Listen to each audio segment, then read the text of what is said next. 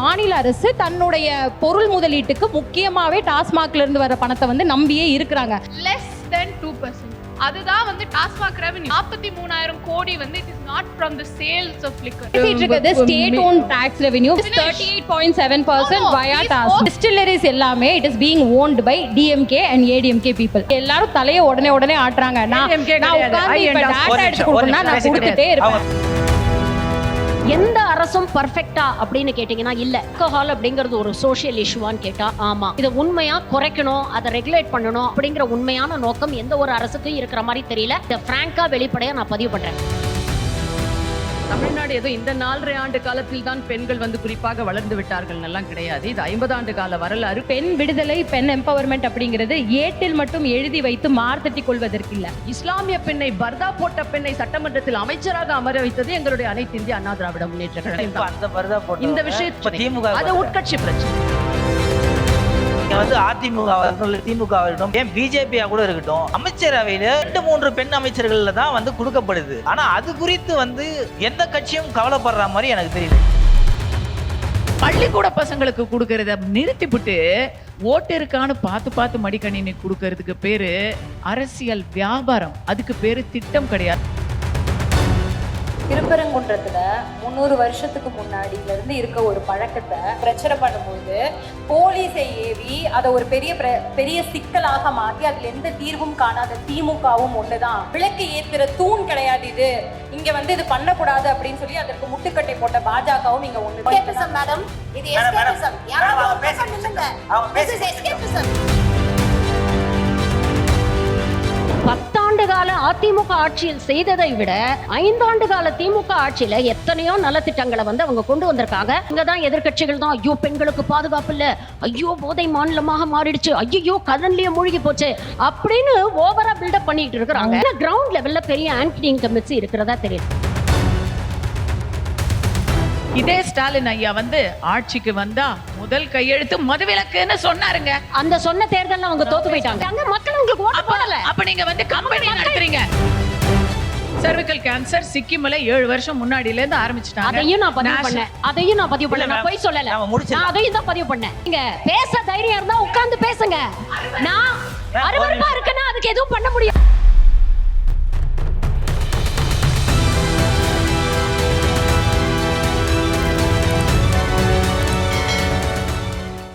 அரரூட்ஸ் நேயர்களுக்கு வணக்கம்.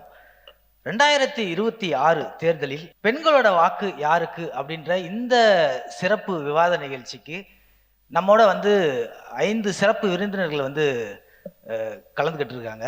அவங்களுக்கு ரொம்ப நன்றி.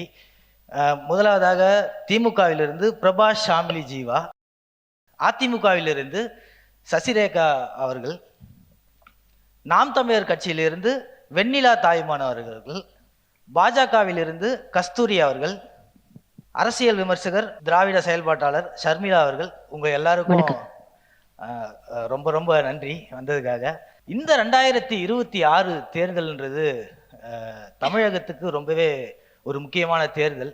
இந்த 2026 தேர்தலில் பெண்களோட வாக்கு அப்படின்றது எல்லா கட்சிகளுமே வந்து ரொம்ப மும்முரமா வந்து கவர்றதுக்கான எல்லா திட்டங்களும் எல்லா செயல்பாடுகளும் ஒவ்வொரு கட்சியும் ஒவ்வொரு மாதிரி பண்றதை பார்க்க முடியுது. ஸோ முதலாவதாக திமுகவிலிருந்து வந்த பிரபாஷ் ஷாமிலி ஜீவாலிருந்தே ஸ்டார்ட் பண்ணலாம். பெண்கள் இந்த தேர்தலில் யாருக்கு வாக்களிப்பாங்கன்னு நினைக்கிறீங்க? யார் இந்த தேர்தலில் பெண்களுக்காக நிறைய செயல்பாடுகளை முன்வைக்கிறாங்க அப்படின்னு நீங்க நினைக்கிறீங்க? வணக்கம். ஏரோரூட்ஸ் மீடியா கம்பெனிக்கு என்னுடைய வாழ்த்துக்கள். Thank you for having me. முக்கியமாக இந்த டாப்பிக்கை சூஸ் பண்ணதுக்கும் ஒரு பெரிய முக்கியமான காரணம், பெண்களுடைய ஓட்டு அப்படின்ற ஒரு ஜென்ரல் பெர்ஸ்பெக்டிவ். அது த ஃபர்ஸ்ட் ஃபெமினிஸ்ட் மூவ்மெண்ட்லேருந்து ஆரம்பிக்கணும்னா பெண்களுக்கான ஓட்டிலிருந்து சஃப்ரேஜ்லேருந்து ஆரம்பிச்சது. ஸோ அதனால the topic is most relevant. அது இப்போ உள்ள எல்லா அரசியல் கட்சிகளும் அரசியல் அமைப்புகளும் இப்போ அதை வந்து ரொம்ப ஒரு பெரிய பாக்கெட் ஆஃப் ஓட்ஸ்ன்றதை பொதுமக்களும் அரசியல் கட்சிகளும் ப்ரெஷர் குரூப்ஸும் அதை வந்து பார்க்குறாங்க. அரசியல் கட்சிகளோட தனி ஓட் பேங்க் அப்படின்னு பார்க்குறத விட பெண்களோட பாப்புலேஷன் உலகெங்கும் 50% of the population, so 50% of the vote bank. So the winning ஓட்டாக பார்க்குறது வந்து எல்லா அரசியல் கட்சிகளும் பொதுமக்களும் பார்க்குறது வந்து women votes, minority votes and the votes of the vulnerable groups. அப்படி பார்க்கும்போது 6 முறை தமிழ்நாட்டை ஆண்ட, அடுத்து 7வது முறையும் ஆட்சி அமைக்க போகிற திராவிட முன்னேற்ற கழகம் பெண்களுக்காக, பெண் விடுதலைக்காக, சுயமரியாதைக்காக செய்தது ஒரு மிகப்பெரிய reform. And we stand as the example for the whole of India. இந்தியாவுக்கே திமுக, எங்களுடைய மாண்புமிகு முதல்வர் அவர்களுடைய ஆட்சி, அவர்களுடைய திட்டங்கள், அவர்களுடைய ஸ்கீம், அவருடைய எக்ஸ்க்ளூசிவ் பப்ளிக் பாலிசி ஒரு உதாரணம் என்று நான் சொல்லுவேன்.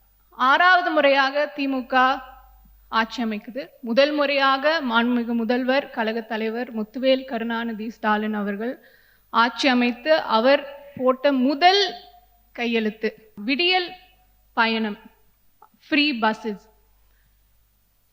விமனோட மொபிலிட்டி ஒரு பெரிய ஃபேக்டராக இருக்கு in all societies, Tamil society உலகெங்கும். So the first step towards women freedom வந்து அவங்களோட மொபிலிட்டி. அதை வந்து மாண்புமிகு முதல்வர் அவருடைய முதல் கையெழுத்தாக போட்டிருக்குது. ஒரு மிகப்பெரிய சோஷியல் ரிஃபார்மை வந்து தொடங்கியிருக்கு. இப்போ அதோட இம்பேக்ட் வந்து சொசைட்டியில் ரொம்ப பெருசாக இருக்குது. விடியல் பயணம்லேருந்து, புதுமை பெண் திட்டத்திலிருந்து, நான் முதல்வன் திட்டத்திலிருந்து, முக்கியமாக மகளிர் உரிமை திட்டம். இந்த சோஷியல் ஸ்கீம்ஸும் இந்த பப்ளிக் பாலிசி டுவர்ட்ஸ் விமென் முதலில் ஸ்டேட் பாலிசி ஃபார் விமென் 2024 ஒரு 10 ஆண்டுக்கான ஒரு இயர் பிளான், 10 இயர் பிளான் வந்து திராவிட மாடல் அரசு கொடுக்குது. அதை தொடர்ந்து இந்த வருடம் ஐநா, யுனைடெட் நேஷன்ஸ் நம்மளோட மாடலை ஃபாலோ பண்ணி United Nations strategic plan for women 2026 2029 வரை அடுத்த 3 வருஷத்துக்கான விமென் பாலிசி உலகெங்கும் எப்படி இருக்கணும், ஃபாலோயிங் த சஸ்டைனபிள் டெவலப்மெண்ட் கோல். எல்லாருக்கும் தெரியும் உலகெங்கும் ஐநா வந்து ஒரு சஸ்டைனபிள் டெவலப்மெண்ட் கோலை வந்து குறிக்கும். அதில் 5வது கோல் வந்து women empowerment and women equality, gender equality. So அந்த ஸ்ட்ராட்டஜிக் பிளானை நம்ம 2024 நம்மளுடைய மாண்புமிகு முதல்வர் வந்து கொண்டு வந்திருக்காரு. அதை தொடர்ந்து இந்த social reform towards work force mobility, economic inclusiveness. இந்தியாவில் நம்மளோட டோட்டல் ஒர்க் ஃபோர்ஸை நம்ம பார்க்கணுன்னா 100%, 43% விமென் ஒர்க் ஃபோர்ஸ் தமிழ்நாட்டில் மட்டும் உள்ள பெண்கள் வந்து இந்த இந்தியாவோட ஒர்க் ஃபோர்ஸை வந்து கையில் எடுக்கிறாங்க. ஸோ டுவர்ட்ஸ் திஸ் எக்கனாமிக் க்ரோத்குள்ளே இவ்வளோ தமிழக பெண்கள் வந்து இந்த ஒர்க் ஃபோர்ஸ்க்குள்ளே வரதுக்கான காரணம் they are feeling safe, they are feeling secure. Social security இருக்குது, கவர்மெண்ட் அதுக்கான ஸ்கீம்ஸை கொடுக்குது, கவர்மெண்ட் அதுக்கான எல்லா வழிகளையும் நீங்கள் வெளியில் வாங்க வேலை செய்யுங்கன்றது ஒரு இண்டிகேஷனை தான் நம்ம இந்த இண்டிகேட்டர்ஸ், இந்த சோஷியல் இண்டிகேட்டர்ஸ், இந்த பப்ளிக் பாலிசி எல்லாத்தையுமே பார்க்கலாம். அதனால் உறுதியாக தொடர்ந்து மாண்புமிகு முதல்வர் 2 மாநாட்டிலையுமே சொன்னார். பல்லடம் மாநாடு, வெல்லும் தமிழ் பெண்கள் டெல்டா மாநாட்டிலையுமே அடுத்த 7வது முறை திராவிட முன்னேற்ற கழகம் ஆட்சிக்கு வரும்போது அது பெண்களுக்கான ஆட்சியாக இருக்கும்ன்றது, அது தமிழக மக்கள் முழுமையாக அதை நிறைவேற்றி காமிப்பாங்க. அதிமுக இருந்து வந்திருக்க சசிரேகா மேடம் கிட்ட கேட்கணும். இந்த தேர்தலில் பெண்களோட வாக்கு அப்படின்றது மிக பிரதானமான ஒரு இதுவா இருக்கு. இந்த நேரங்களில் அதிமுக இந்த பெண்களோட வாக்குகளை பெறுமா? உங்களோட கட்சியிலிருந்து அது என்னென்ன முன்னெடுப்பு பண்ணியிருக்கீங்க? நீங்க இதுக்கு முன்னாடி ஆட்சி காலங்களில் நிறைய திட்டங்களை கொண்டு வந்திருக்கீங்க. ஆனா இப்போ பெண்களோட வாக்குன்றது யாருக்கு கிடைக்கும் அப்படின்னு நீங்க நினைக்கிறீங்க? இத்தனை கேள்விகள் வச்சிருக்கீங்க. தொடர்ந்து நீங்க அனைத்து இந்திய அண்ணா திராவிட முன்னேற்ற கழகத்தை பொறுத்தவரை இந்திய அரசியல் வரலாற்றில் ஒரு உலகளாவிய ஒரு மாநிலத்தின் முதலமைச்சர் உலகளாவிய மக்கள் பார்க்க வேண்டும், ஹிலரி கிளின்டன் போன்றவர்கள் காத்திருந்து வந்து பார்த்துவிட்டு போனார்கள் என்றால் அது அனைத்து இந்திய அண்ணா திராவிட முன்னேற்ற கழகத்திற்கு மட்டுமல்ல, தமிழ்நாட்டிற்கே தமிழராக இருக்கக்கூடிய ஒவ்வொருவருக்கும் பெருமை, குறிப்பாக பெண்களுக்கு மிகப்பெரிய பெருமை. இதில் மாற்று கருத்து யாருக்கும் இருக்க முடியாது. இப்போ இவ்வளோ நேரம் திட்டங்கள் பற்றி பெண்களுடைய வாக்குகள் வந்து குறிப்பாக முக்கியத்துவம் இது வந்து தேர்தல் வரப்போகின்றது. வாக்குகள் மிக முக்கியமானவை, குறிப்பாக பெண்களுடைய வாக்குகள்னு சொன்னீங்க. குறிப்பாக பெண்களுடைய வாக்குகள் சொல்ல வேண்டிய அவசியம் இல்லை. ஆல் ஓவர் 8 கோடி தமிழ்நாட்டு மக்கள் கிட்டத்தட்ட இருக்கிறார்கள் என்றால் அதில் வந்து நம்முடைய எஸ்ஐஆருக்கு முன்னாடியும் சரி பின்னாடியும் சரி 3.5 கோடி வாக்குகள் வந்து பெண் வாக்குகள் தான் தமிழ்நாட்டில் எப்போதுமே வந்து ஆட்சியை நிர்ணயிக்கக்கூடிய இடத்தில் இருக்கக்கூடியது. இன்றைக்கு எஸ்ஐஆருக்கு அப்புறம் அந்த டெலிஷன் அடிஷன் அதுக்கப்புறம் அந்த டிரான்ஸ்ஃபர் ஓட்டுகள் இவையெல்லாம் குறைஞ்ச பின்னாடியுமே கூட நமக்கு இருக்கக்கூடிய அந்த 2.5 கோடி ஓட்டுகளுமே கூட அதுலேயுமே வந்து பெண்கள் தான் வந்து முக்கியத்துவம் பெறுகிறார்கள், அதிக வாக்குகள் வைத்திருக்கு. ஈவன் ஒரு 10th +2 எக்ஸாம்னாலே வந்து தமிழ்நாடு வந்து நாட் ஓன்லி பொலிட்டிக்கல் ஃபோரம், அதாவது அரசியல் விழிப்புணர்வு மட்டும் கிடையாது, கல்வியிலும் விழிப்புணர்வு. இந்த 10th +2 ரிசல்ட் பார்த்தாலே பல காலங்களாக நான் சின்ன வயசுல ஸ்கூல் படிக்கிறதுக்கு முன்னாடி இருந்தே பார்த்தீங்கன்னாலே கேர்ள்ஸ் தான் வந்து ஃபர்ஸ்ட் வருவாங்க. ஸோ அந்த வகையில் தமிழ்நாடு இன்னைக்கு தான் ஏதோ வெல்லும் பெண்கள், அப்புறம் வந்து இல்லம் தேடி கல்வி, மக்களை தேடி மருத்துவம்னு பேர் வச்சே சோறு வச்சியாங்கிற மாதிரி தமிழ்நாடு ஏதோ இந்த 4.5 ஆண்டு காலத்தில் தான் பெண்கள் வந்து குறிப்பாக வளர்ந்து விட்டார்கள் எல்லாம் கிடையாது. இது 50 ஆண்டு கால வரலாறு. குறிப்பாக தமிழ்நாடு நான் சொன்ன மாதிரி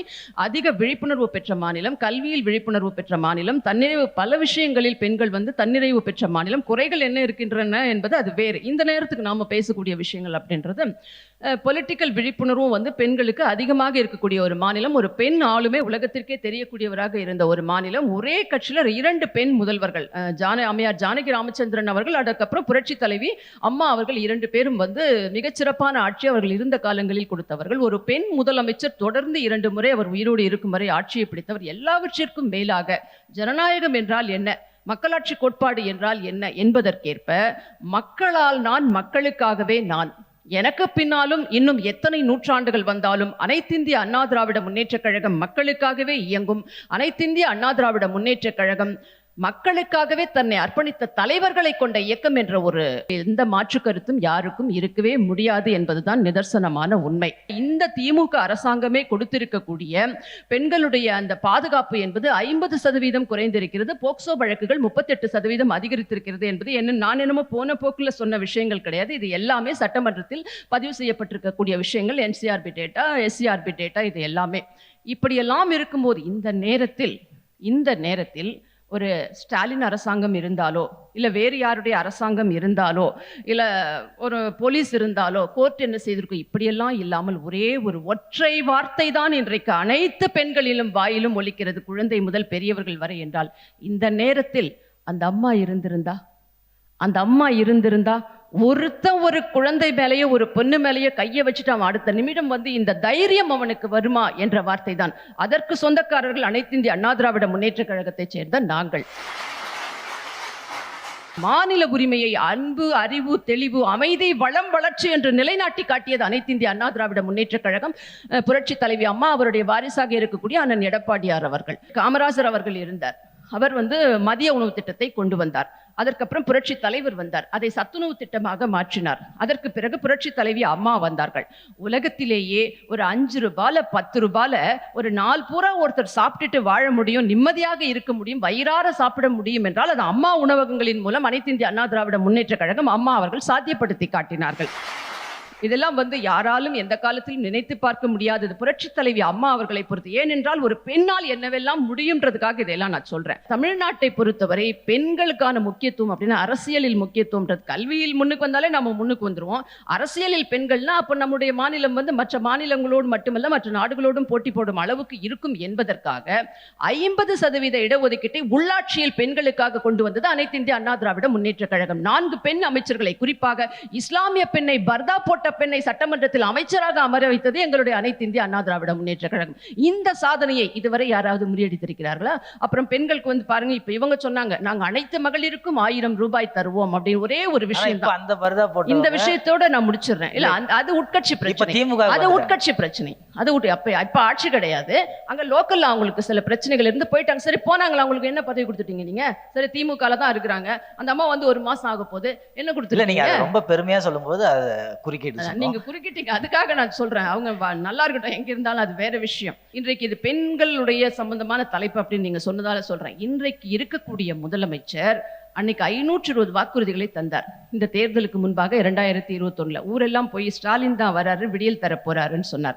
அப்ப என்ன சொன்னார்? 520 விஷயங்கள்ல 5 விஷயங்களை நான் என்னுடைய பிரகடனங்களாக அறிவிக்கிறேன், முதல் கையெழுத்தில் நான் செயல்படுத்துவேன். அதில் முதலாவதாக நீட் போன்ற விஷயங்களை சொல்லிட்டு அனைத்து மகளிருக்கும் 1000 ரூபாய். ஏன் இந்த 1000 ரூபாய் என்றால், இவர்களுடைய 520 வாக்குறுதிகளில் 20வது வாக்குறுதியாக அவர் என்ன சொன்னார் என்றால், பெண்கள், குறிப்பாக பெண்கள் பொருளாதார சுதந்திரம் அடைய வேண்டும் என்றால், அவர்கள் தலைநிமிர்ந்து நடக்க வேண்டும் என்றால், அவர்களுக்கு முதலில் தேவை பொருளாதார சுதந்திரம் என்று பெரியார் சொல்லியிருக்கிறார். பெரியாரை எல்லாம் துணைக்கு அழைத்து சொல்லியிருக்கிறார். அதனால் அவர்களுக்கு அனைத்து மகளிருக்கும் நான் 1000 ரூபாய் தருகிறேன்னு சொன்னார்.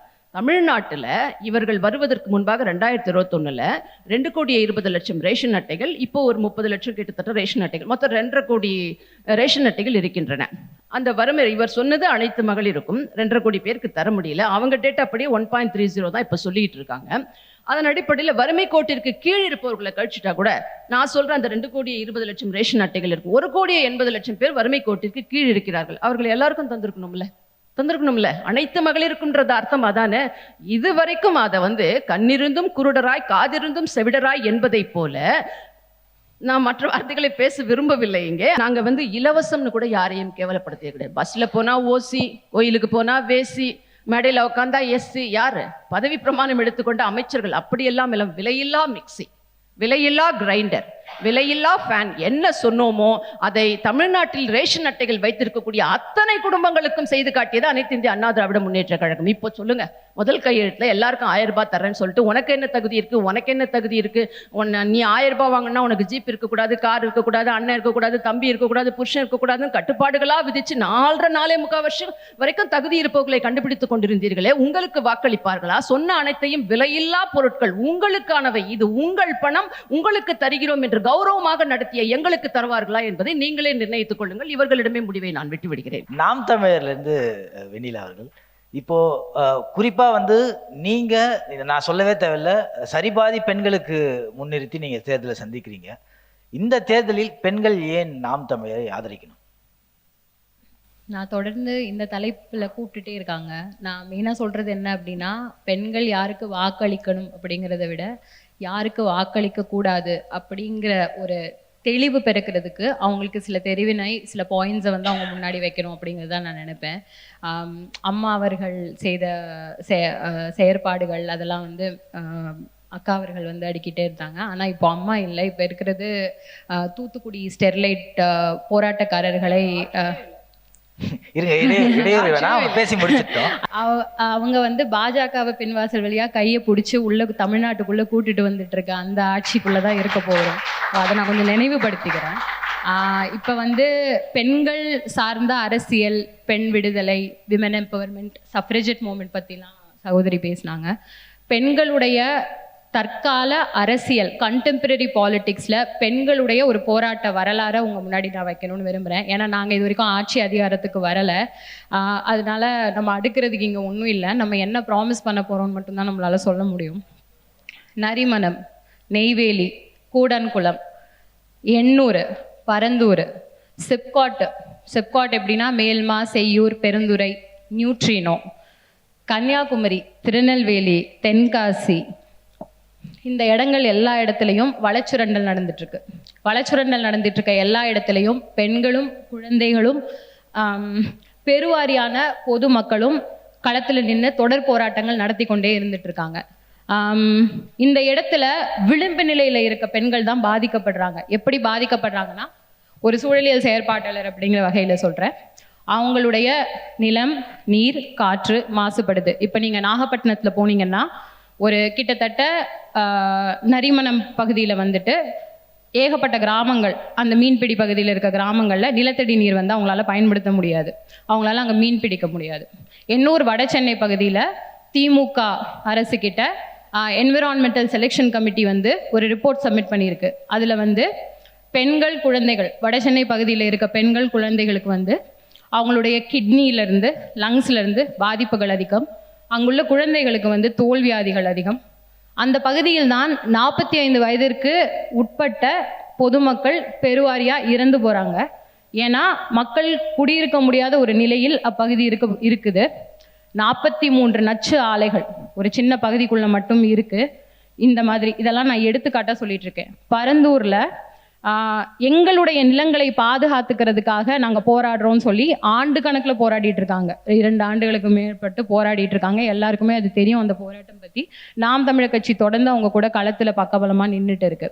அங்கே நீங்கள் போய் கேட்டிங்கன்னா அவங்க சொல்லுவாங்க, இப்போ இவங்கெல்லாம் வந்து சஸ்டெயினபிலிட்டி, கிராமப்புறங்களிலேருந்து நகர்ப்புறங்களுக்கு பெண்கள் நகர்ந்து போகிறது, அதில் வந்து எம்பவர்மெண்ட் எப்படி ஆகுது அதெல்லாம் பற்றி பேசுகிறாங்க.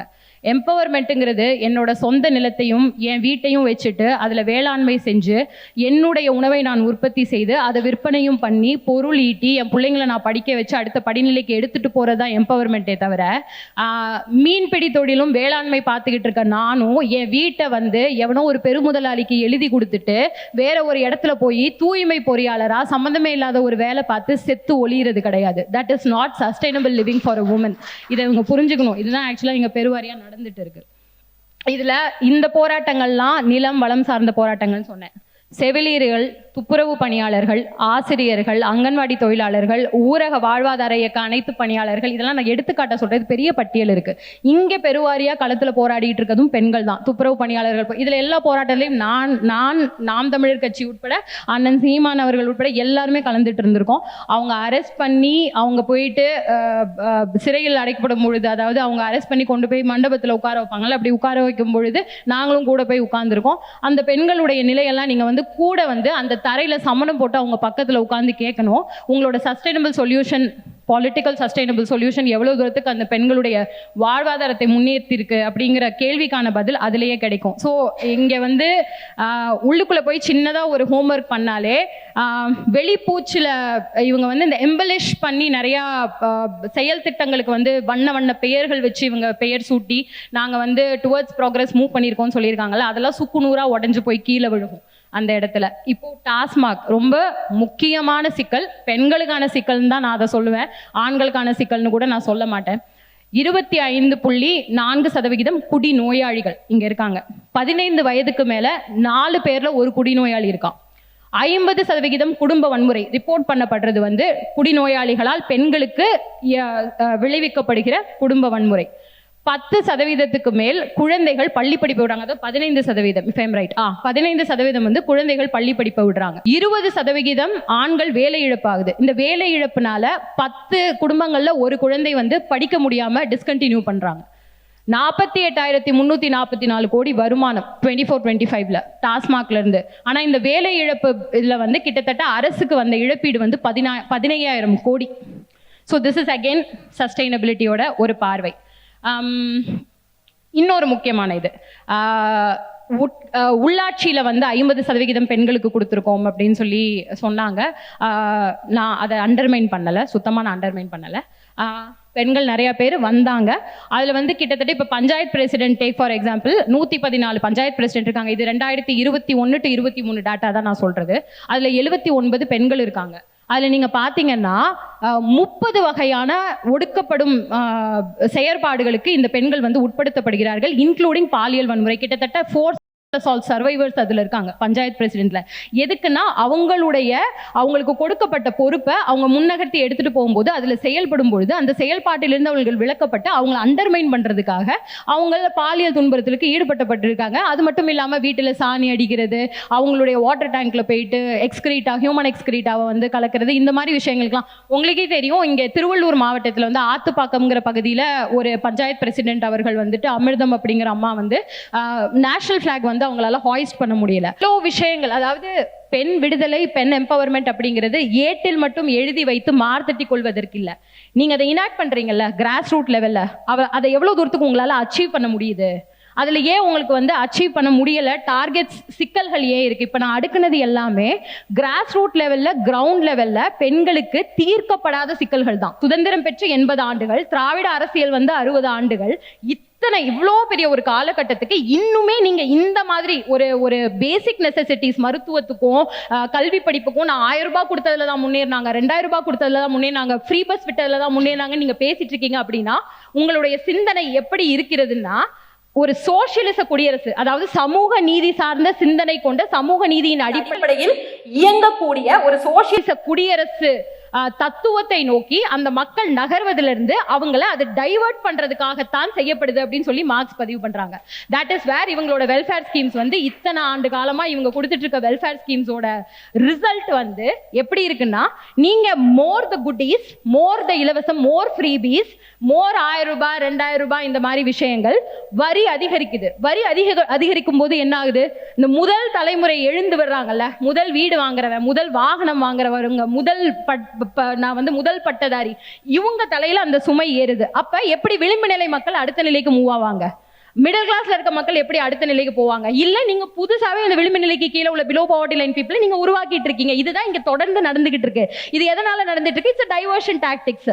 இதை மட்டும் இவங்க ஐடியாலஜிக்கல் போர்வைக்கு பின்னாடி ஒரு வறுமை தோய்ந்த ஒரு சமூகத்தை எப்பவுமே இவங்க உருவாக்கி வச்சுக்கிட்டே இருப்பாங்க. அப்பதான் இவங்க ஆட்சியாளர்களா அமர்ந்துகிட்டே இருக்க முடியுங்கிறது தான் உண்மை. எந்த ஒரு சமூகத்திலும் ஒடுக்கப்பட்ட குரல் ஓங்கி ஒலிக்க போகுதுன்னா அது ஒரு பெண்ணுடைய குரலாகத்தான் இருக்க வேண்டும் இப்படின்னு சொல்லியே அண்ணன் சீமான் இந்த இடஒதுக்கீடை வந்து கொடுத்திருக்காங்க. இதை நான் இங்க பதிவு பண்ணியிருக்கிறேன், பெருமையா பதிவு பண்ணிக்கிறேன். அதே போல் எங்களுடைய கட்சியோட ஆட்சி அதிகாரம், அதாவது நிர்வாக பொறுப்பில் பெண்கள் பணியமர்த்தப்பட்டுள்ளார்கள். அது நீங்க எங்கேயுமே பார்க்க முடியாது. மாவட்ட அளவில், மாநில அளவில், மண்டல அளவில் எல்லா இடத்துலையும் செயலாளர், பொருளாளர், செய்தி தொடர்பாளர். இப்பவே நீங்க பார்ப்பீங்க, இப்ப எலெக்ஷனை தொட்டு நம்ம வேட்பாளரை அறிமுகப்படுத்தல எத்தனை பெண்கள் நாங்க மேடையில வந்து எவ்வளவு தீர்க்கமான அரசியலை முன் வச்சிட்டு இருக்கோம்னு உங்களால பார்க்க முடியும். we have many more coming, வந்துகிட்டே இருக்காங்க. Okay, we'll be doing that. இங்க இருக்கிறவங்க நெப்போட்டிசம் கிட்ஸ் கிடையாது. நாங்க வந்து ஒரு அரசியல் பின்புலத்துல இருந்து வரல, பணபலம் படைத்த இடங்கள்ல இருந்து வரல, பழங்குடியில இருந்து நாங்க ஒரு பெண்களை வந்து நாங்க உள்ள நிறுத்தி இருக்கோம். உங்களுக்குள்ள இருந்து எந்திரிச்சு வந்திருக்கோம், உங்களோட வலியோட சேர்ந்து எந்திரிச்சு வந்திருக்கோம். உங்களுக்கு இருக்க அந்த வலி இன்னுமே எங்க அம்மா அப்பாவுக்கும் என்னோட முந்தைய ஜெனரேஷனுக்கும் என்ன சுத்தி இருக்கவங்களுக்கும் என் கூட இருக்க நட்புறவுகளுக்குள்ளேயும் இருந்துகிட்டு தான் இருக்கு. So we are coming from you. So you ought to give us a chance. ஒரு சின்ன ஹோம்வொர்க், ஒரு சின்ன வீட்டு பாடம் பண்ணாங்கன்னா யாருக்கு கொடுக்கணும், யாருக்கு இந்த ஆட்சி அதிகாரத்தை கொடுக்கணும், கொடுத்தா நம்ம இன்னைக்கு ஒரு 1000 ரூபாய் 2000 ரூபாய் அந்த இது மருத்துவ செலவுக்கு இன்னைக்கு ஆச்சு நாளைக்கு ஆச்சுங்கிற நிலைமை மாறி ஒரு ஒரு நிலைத்த நீடித்த பொருளாதார செட்டப், ஒரு செல்வ செழிப்பான ஒரு செட்டப்குள்ள நம்ம போறதுக்கும் இதற்கப்புறம் நமக்கு வரப்போற தலைமுறைகள் ஒரு 100 ஆண்டு 200 ஆண்டுக்கு ரொம்ப நல்ல ஒரு வாழ்க்கையை நம்ம வந்து வாழ முடியும் அப்படிங்கிற ஒரு இதை நோக்கி என் வீட்டை நான் வச்சுக்கணும், என் மண்ணை நான் வச்சுக்கணும், என் தண்ணி நல்லா இருக்கணும், என் காத்து நல்லா இருக்கணும், இந்த மாதிரி ஒரு சூழலை நான் வாழ முடியும் அப்படிங்கிறதுக்கு பெண்கள் கிட்ட நான் ரொம்ப வேண்டி விரும்பி கேட்டுக்கிறது, ஒரு சின்ன வீட்டு பாடம் பண்ணுங்க, உங்களோட தேர்வினை ப்ராப்பரா செய்யுங்க. பிஜேபியில இருந்து முதல் சுற்றுல உங்களோட கருத்துக்களை நீங்க பெண்களோட வாக்கு பிஜேபி என்னென்ன திட்டங்கள்லாம் வந்து செயல்படுத்திட்டு இருக்கு, ஏன் பெண்கள் பிஜேபியோட என்டிஏ கூட்டணிக்கு வாக்களிக்கணும்? வணக்கம். இங்க வந்து திமுக தரப்புல இருந்தும் அதிமுக தரப்புல இருந்தும் நாம் தமிழர் தரப்புல இருந்தும் அவங்களுடைய தமிழக கண்ணோட்டத்தை சொல்லியிருக்கிறாங்க. பாஜகவை பொறுத்த வரைக்கும் எங்களுடைய பாரத பிரதமர், நம்முடைய பாரத பிரதமர் திருமிகு நரேந்திர மோடி அவர்களின் தலைமையில் ஒரு மிகச்சிறந்த வளர்ச்சியையும் உலக அரங்கில் மிகப்பெரிய நன்மதிப்பையும் இந்தியா பெற்று கொண்டிருக்கிறது. ஆனால் தமிழக தேர்தலில் இப்போ நடக்க போகிறது சட்டமன்ற தேர்தல். சட்டமன்ற தேர்தலை பொறுத்தவரை பாஜக என்பது தேசிய ஜனநாயக கூட்டணியின் 2ஆம் அங்கம்தான். தேசிய ஜனநாயக கூட்டணியின் தலைமை வந்து தமிழகத்தை பொறுத்த வரைக்கும் எடப்பாடி ஐயா அவர்களின் தலைமையிலான அதிமுக தான். அதில் தான் அனைத்து கட்சிகளுமே வந்து ஒன்றிணைந்து வருகிறார்கள். அதனால என்னுடைய பாயிண்ட்ஸ் எல்லாமே பார்த்தீங்கன்னா, அதிமுகவை நீ தொடாமல் அம்மா ஜெயலலிதா அவர்களையும் புரட்சி தலைவர் எம்ஜிஆர் அவர்களின் நினைவையும் பேசாமல் தமிழகத்தில் நாம் ஒரு அரசியலை பேச முடியாது. ஒன்று, அதனால அதையெல்லாம் அவங்களே நல்லபடியா பேசினதுனால நான் ஒரு விஷயத்துலேருந்து ஆரம்பிக்கிறேன்.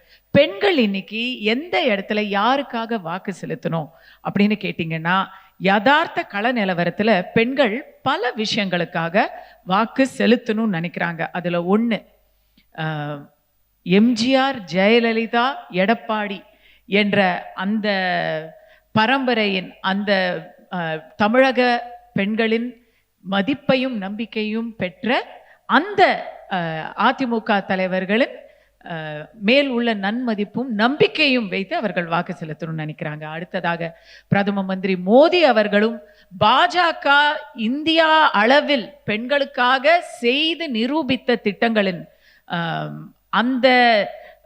அந்த நலத்திட்டங்களில் வாயிலாக பல பயன்களை அடைந்ததன் நன்றிக்காக அவங்க செய்யணும்னு நினைக்கிறாங்க. ஸோ மோடிக்காக செய்யணும்னு நினைக்கிறாங்க, நன்றிக்காக செய்யணும்னு நினைக்கிறாங்க, நம்பிக்கைக்காக செய்யணும்னு நினைக்கிறாங்க. அடுத்தது பெண்கள் பாதுகாப்புக்காக செய்யணும்னு நினைக்கிறாங்க. இதை எல்லாத்தையும் நான் விரிவாக சொல்கிறேன். ஃபர்ஸ்ட் பாயிண்ட் சொல்லிடுறேன். பெண்கள் பாதுகாப்புக்காக செய்யணும்னு நினைக்கிறாங்க, மன நிம்மதிக்காக செய்யணும்னு நினைக்கிறாங்க, தங்களுடைய ஒரு வளர்ச்சிக்காக செய்யணும்னு நினைக்கிறாங்க. இப்படி ஒன்றுன்னா ஸோ நம்ம வந்து மோடி அவர்கள்ல இருந்து ஆரம்பிப்போம். இப்போ தமிழ்நாடை பொறுத்த வரைக்கும் சகோதரி சொன்ன மாதிரி பெண்கள் இன்னொரு விஷயம், யாருக்கு வாக்கு கொடுக்க கூடாது அப்படிங்கிறதையும் எடுத்து மாற்றத்துக்காக வாக்கு கொடுக்கணும் அப்படிங்கிறதையும் மிக அதிகமாக இன்னைக்கு தமிழ்நாட்டில் நினைக்கிறாங்க.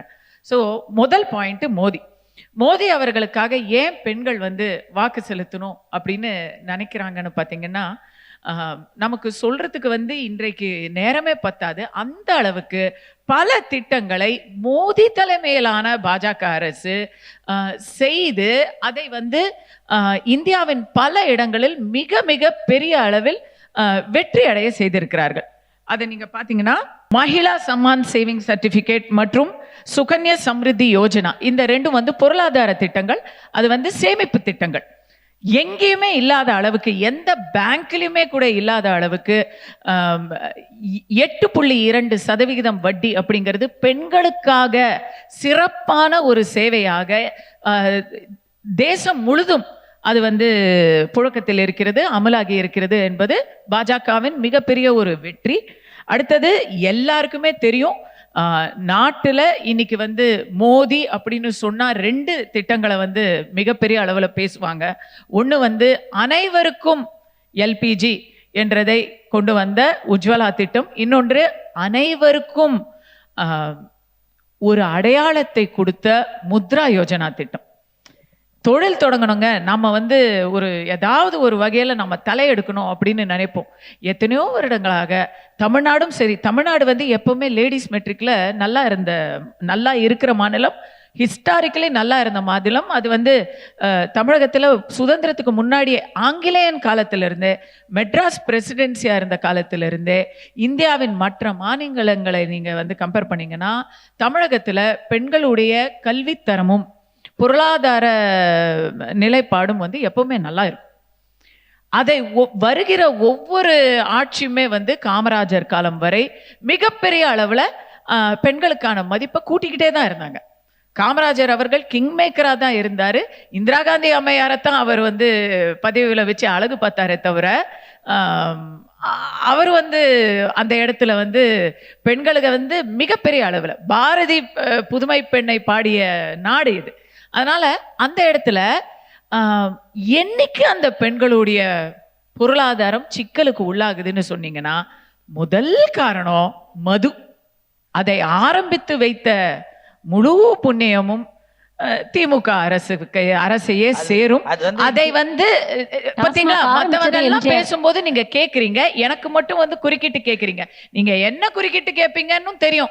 அதுக்கப்புறம் வந்த திராவிட ஆட்சிகள், எம்ஜிஆரா இருக்கட்டும், அம்மாவா இருக்கட்டும், அப்படியே அதை இது பண்ணாங்க, கண்டினியூ பண்ணாங்க அப்படின்லாம் நீங்க கேட்கலாம். அதை தானே கேட்க வந்தீங்க? இல்ல, நம்ம மது குறித்து அடுத்து நம்ம மதுவை குறித்து அடுத்து நம்ம பேச போறோம். சரி, பட் அந்த இடத்த நம்ம சொல்லாம இருக்கவே முடியாதுங்க.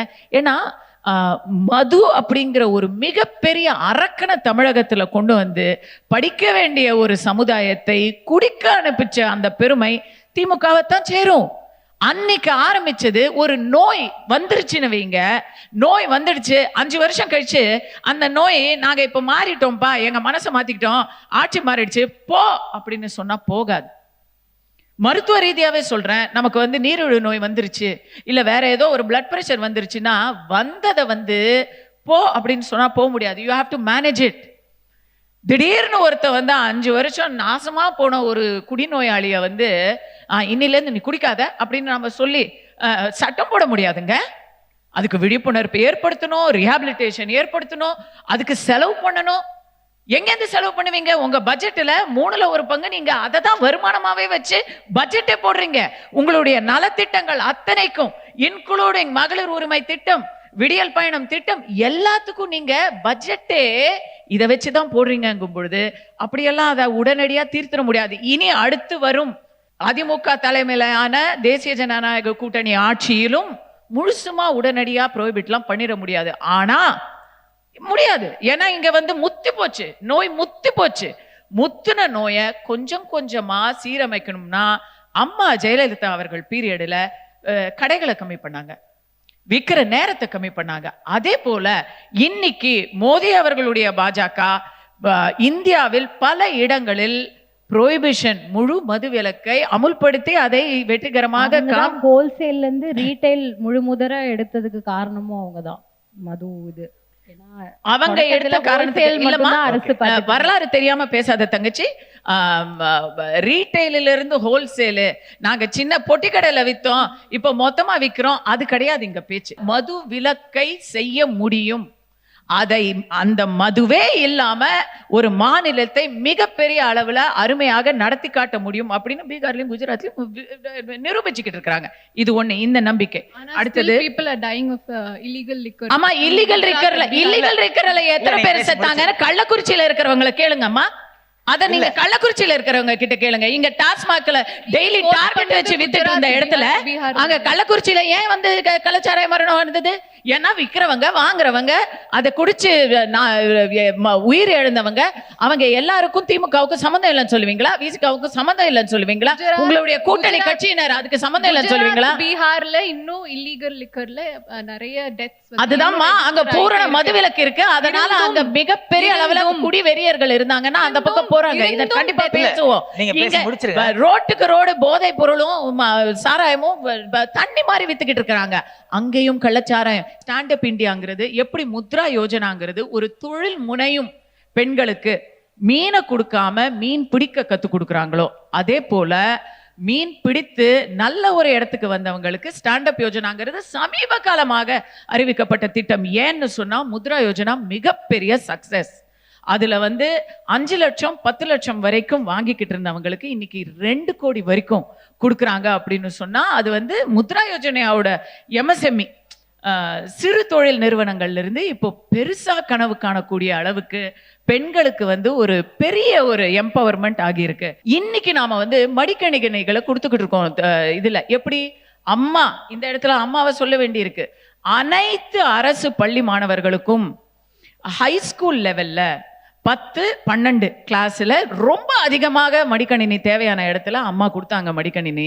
இன்னைக்கு அவங்களுக்கு இல்லாம குறிப்பிட்ட லட்சத்துக்கும் குறைவான ரெசிபியன்ஸை முதல் கட்டமா ஒரு விழாவுக்கு அவங்களை எல்லாம் தேர்ந்தெடுத்து யாருக்கு கொடுத்துருக்குறாங்க? கரெக்டா 18 வயசுக்கு மேல முதல் முறையாக ஓட்டு இருக்கக்கூடிய மாணவர்களா பார்த்து பார்த்து கொடுத்துருக்காங்களே அம்மா. பாருங்க, இதான் உண்மை.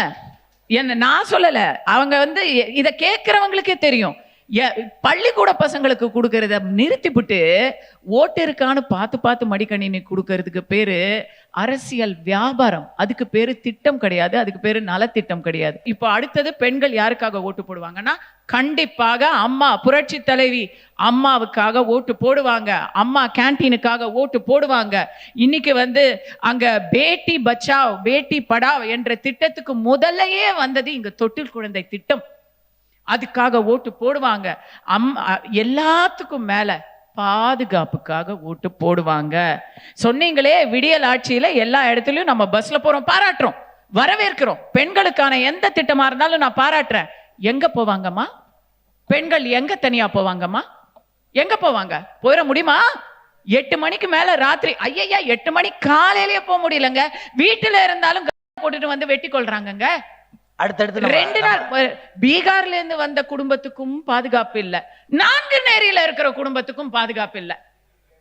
கேட்டா உடனே நாங்க பெண்களுக்கு அதை பண்ணோம் இதை பண்ணோம். அம்மா நீங்க நிறைய பண்ணிட்டீங்கிறது தான் பிரச்சனை. படிக்க போற பிள்ளைங்களுக்கும் பாதுகாப்பு இல்ல, வேலைக்கு போற பெண்களுக்கும், காலேஜுக்கு போற ஸ்டூடெண்ட்டுக்கும் பாதுகாப்பு இல்ல, நந்தனம் ஆர்ட்ஸ் காலேஜ்ல கடையில வேலை செஞ்ச பெண்ணுக்கும் பாதுகாப்பு இல்ல. இப்படிப்பட்ட நிலை 5 வருடங்களுக்கு முன்னாடி இல்லை. அம்மாவுக்கு பிறகு வந்த எடப்பாடி ஐயா ஆட்சியிலும் இல்லை. அங்க லா அண்ட் ஆர்டர் நல்லா இருந்தது, பெண்கள் சேஃப்டி நல்லா இருந்தது. அந்த காரணத்துக்காக இன்று மாற்றத்துக்காக பெண்கள் வாக்களிப்பாளர்கள். யாருக்கு வேணா போடலாம். 5000 ரூபாய் இன்னைக்கு கொடுத்துருக்காங்க, அதுக்கு நன்றிக்காக போடுவாங்களான்னு கேட்டீங்கன்னா நான் கேட்கிறேன், கோடை காலத்துக்காக இன்னொரு ஒரு இனாம் 2000 ரூபாய் கொடுத்துருக்கீங்களே, அது என்ன? இந்த 5 வருஷ ஆட்சியில உங்களுக்கு கோடை காலமே வரலையா? கரெக்டா இந்த வருஷம் தான் சம்மரே வந்திருக்குதா தமிழ்நாட்டுல? போன வருஷம் தான் மேக்சிமம் வெப்பசலனம் ஏற்பட்டுச்சு. இல்லம்மா, அதுக்கு முன்னாடி வருஷம் பயங்கரமா வெள்ளம் வேற வந்துருச்சு. ஸ்டாலின் ஐயாவுடைய நல்ல அதிர்ஷ்டம் இந்த டிசம்பர்ல வெள்ளம் வரல. வெள்ளம் வந்திருந்ததுன்னா, வெள்ளம் மட்டும் வந்துருதுன்னா அப்படியே பெண்களுடைய கண்ணீர் வெள்ளம். அந்த பெண்ல நானும் ஒருத்தி. என் வீட்டுக்குள்ள தண்ணி வந்து நான் என்ன வந்து வறுமை கோட்டு கீழே இருக்கேன்னா, மாட மாளிகை கூட கோபுரங்கள் இருந்தாலும் இதோ எனக்கு ஒரு வரலாறு கூட இருக்கு. ஷர்மலா மேடம் கிட்ட கேட்டேன், என் வீட்டுல தண்ணி புகுந்துருச்சு, உங்க வீட்டுல என்ன வச்சுக்கோங்கன்னு கேட்டேன். மாட்டேன்னு சொல்லிட்டாங்க இவங்க.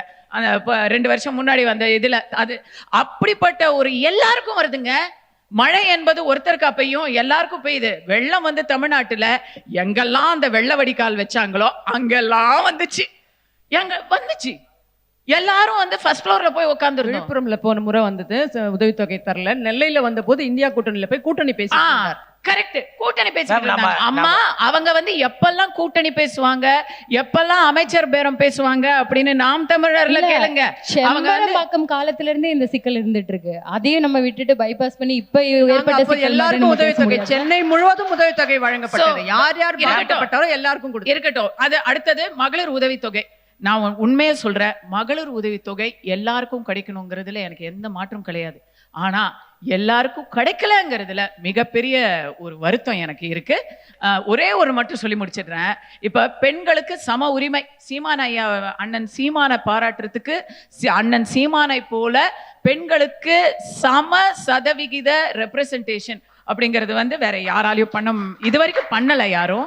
ஆனா ஒண்ணுமா, பாஜகவை பொறுத்த வரைக்கும் வெற்றி பெற்ற சட்டமன்ற உறுப்பினர்கள்ல சரிபாதி பெண்கள் அப்படிங்கறத நான் பெருமையா சொல்லிக்கிறேன்.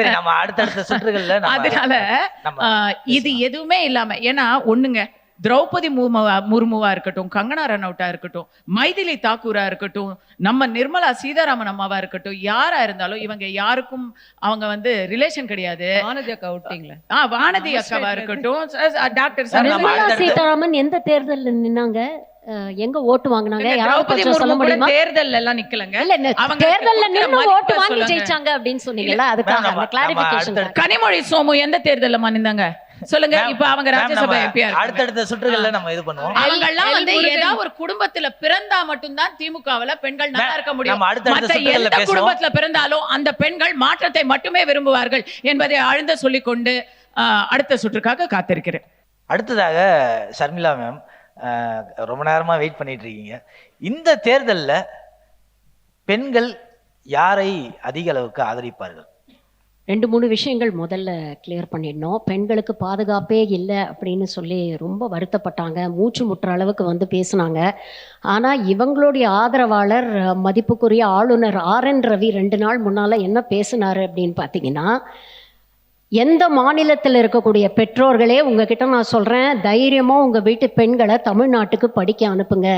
ஏன்னா தமிழ்நாடு மாதிரி பாதுகாப்பு கொடுக்கக்கூடிய மாநிலம் வேறு எதுவும் இல்லை அப்படின்னு ஆளுநர் RN ரவி அவர்கள் பேசியிருக்கிறாரு அப்படிங்கிற ஒரு விஷயத்தை நான் பதிவு பண்ணிடுறேன். இதுவரை நான் பேசி முடிச்சிடுறேன். சபை நாகரிகம் கொஞ்சம் மெயின்டைன் பண்ணீங்கன்னா நல்லா இருக்கும். அடுத்தடுத்த ரவுண்ட்ல பேசுவோம். பொதுவாக நீங்கள் பார்த்தீங்கன்னா தமிழ்நாட்டை பொறுத்த வரைக்கும் ஒரு பெரிய இமோஷனல் வேவ் அப்படிங்கிறது எந்த ஒரு எலெக்ஷன்லேயுமே நம்மளால் பார்க்க முடியாது. ஏன்னா தமிழ்நாட்டு மக்கள் வந்து ரொம்ப பக்குவப்பட்ட மக்கள், அரசியல் படுத்தப்பட்ட மக்கள். ஸோ பல்வேறு கேட்டகரிஸ், பல்வேறு விஷயங்களை சிந்திச்சு தான் வாக்களிப்பாங்க. அது ஆண்கள் பெண்கள் அப்படின்லாம் நம்ம பிரித்து பார்க்க வேண்டிய அவசியம் இல்லை. எல்லாருமே பொதுவாக சிந்திச்சு வாக்களிக்கக்கூடியவர்கள் தான். இதில் குறிப்பாக பெண்களை ஏன் நம்ம பார்க்குறோம் அப்படின்னு சொன்னீங்கன்னா, கிட்டத்தட்ட 50% மேலே வாக்காளர்கள் பெண்கள். பெண்கள் அப்படிங்கிறது ஒரு லாயல் ஓட் பேங்காக பார்ப்பாங்க.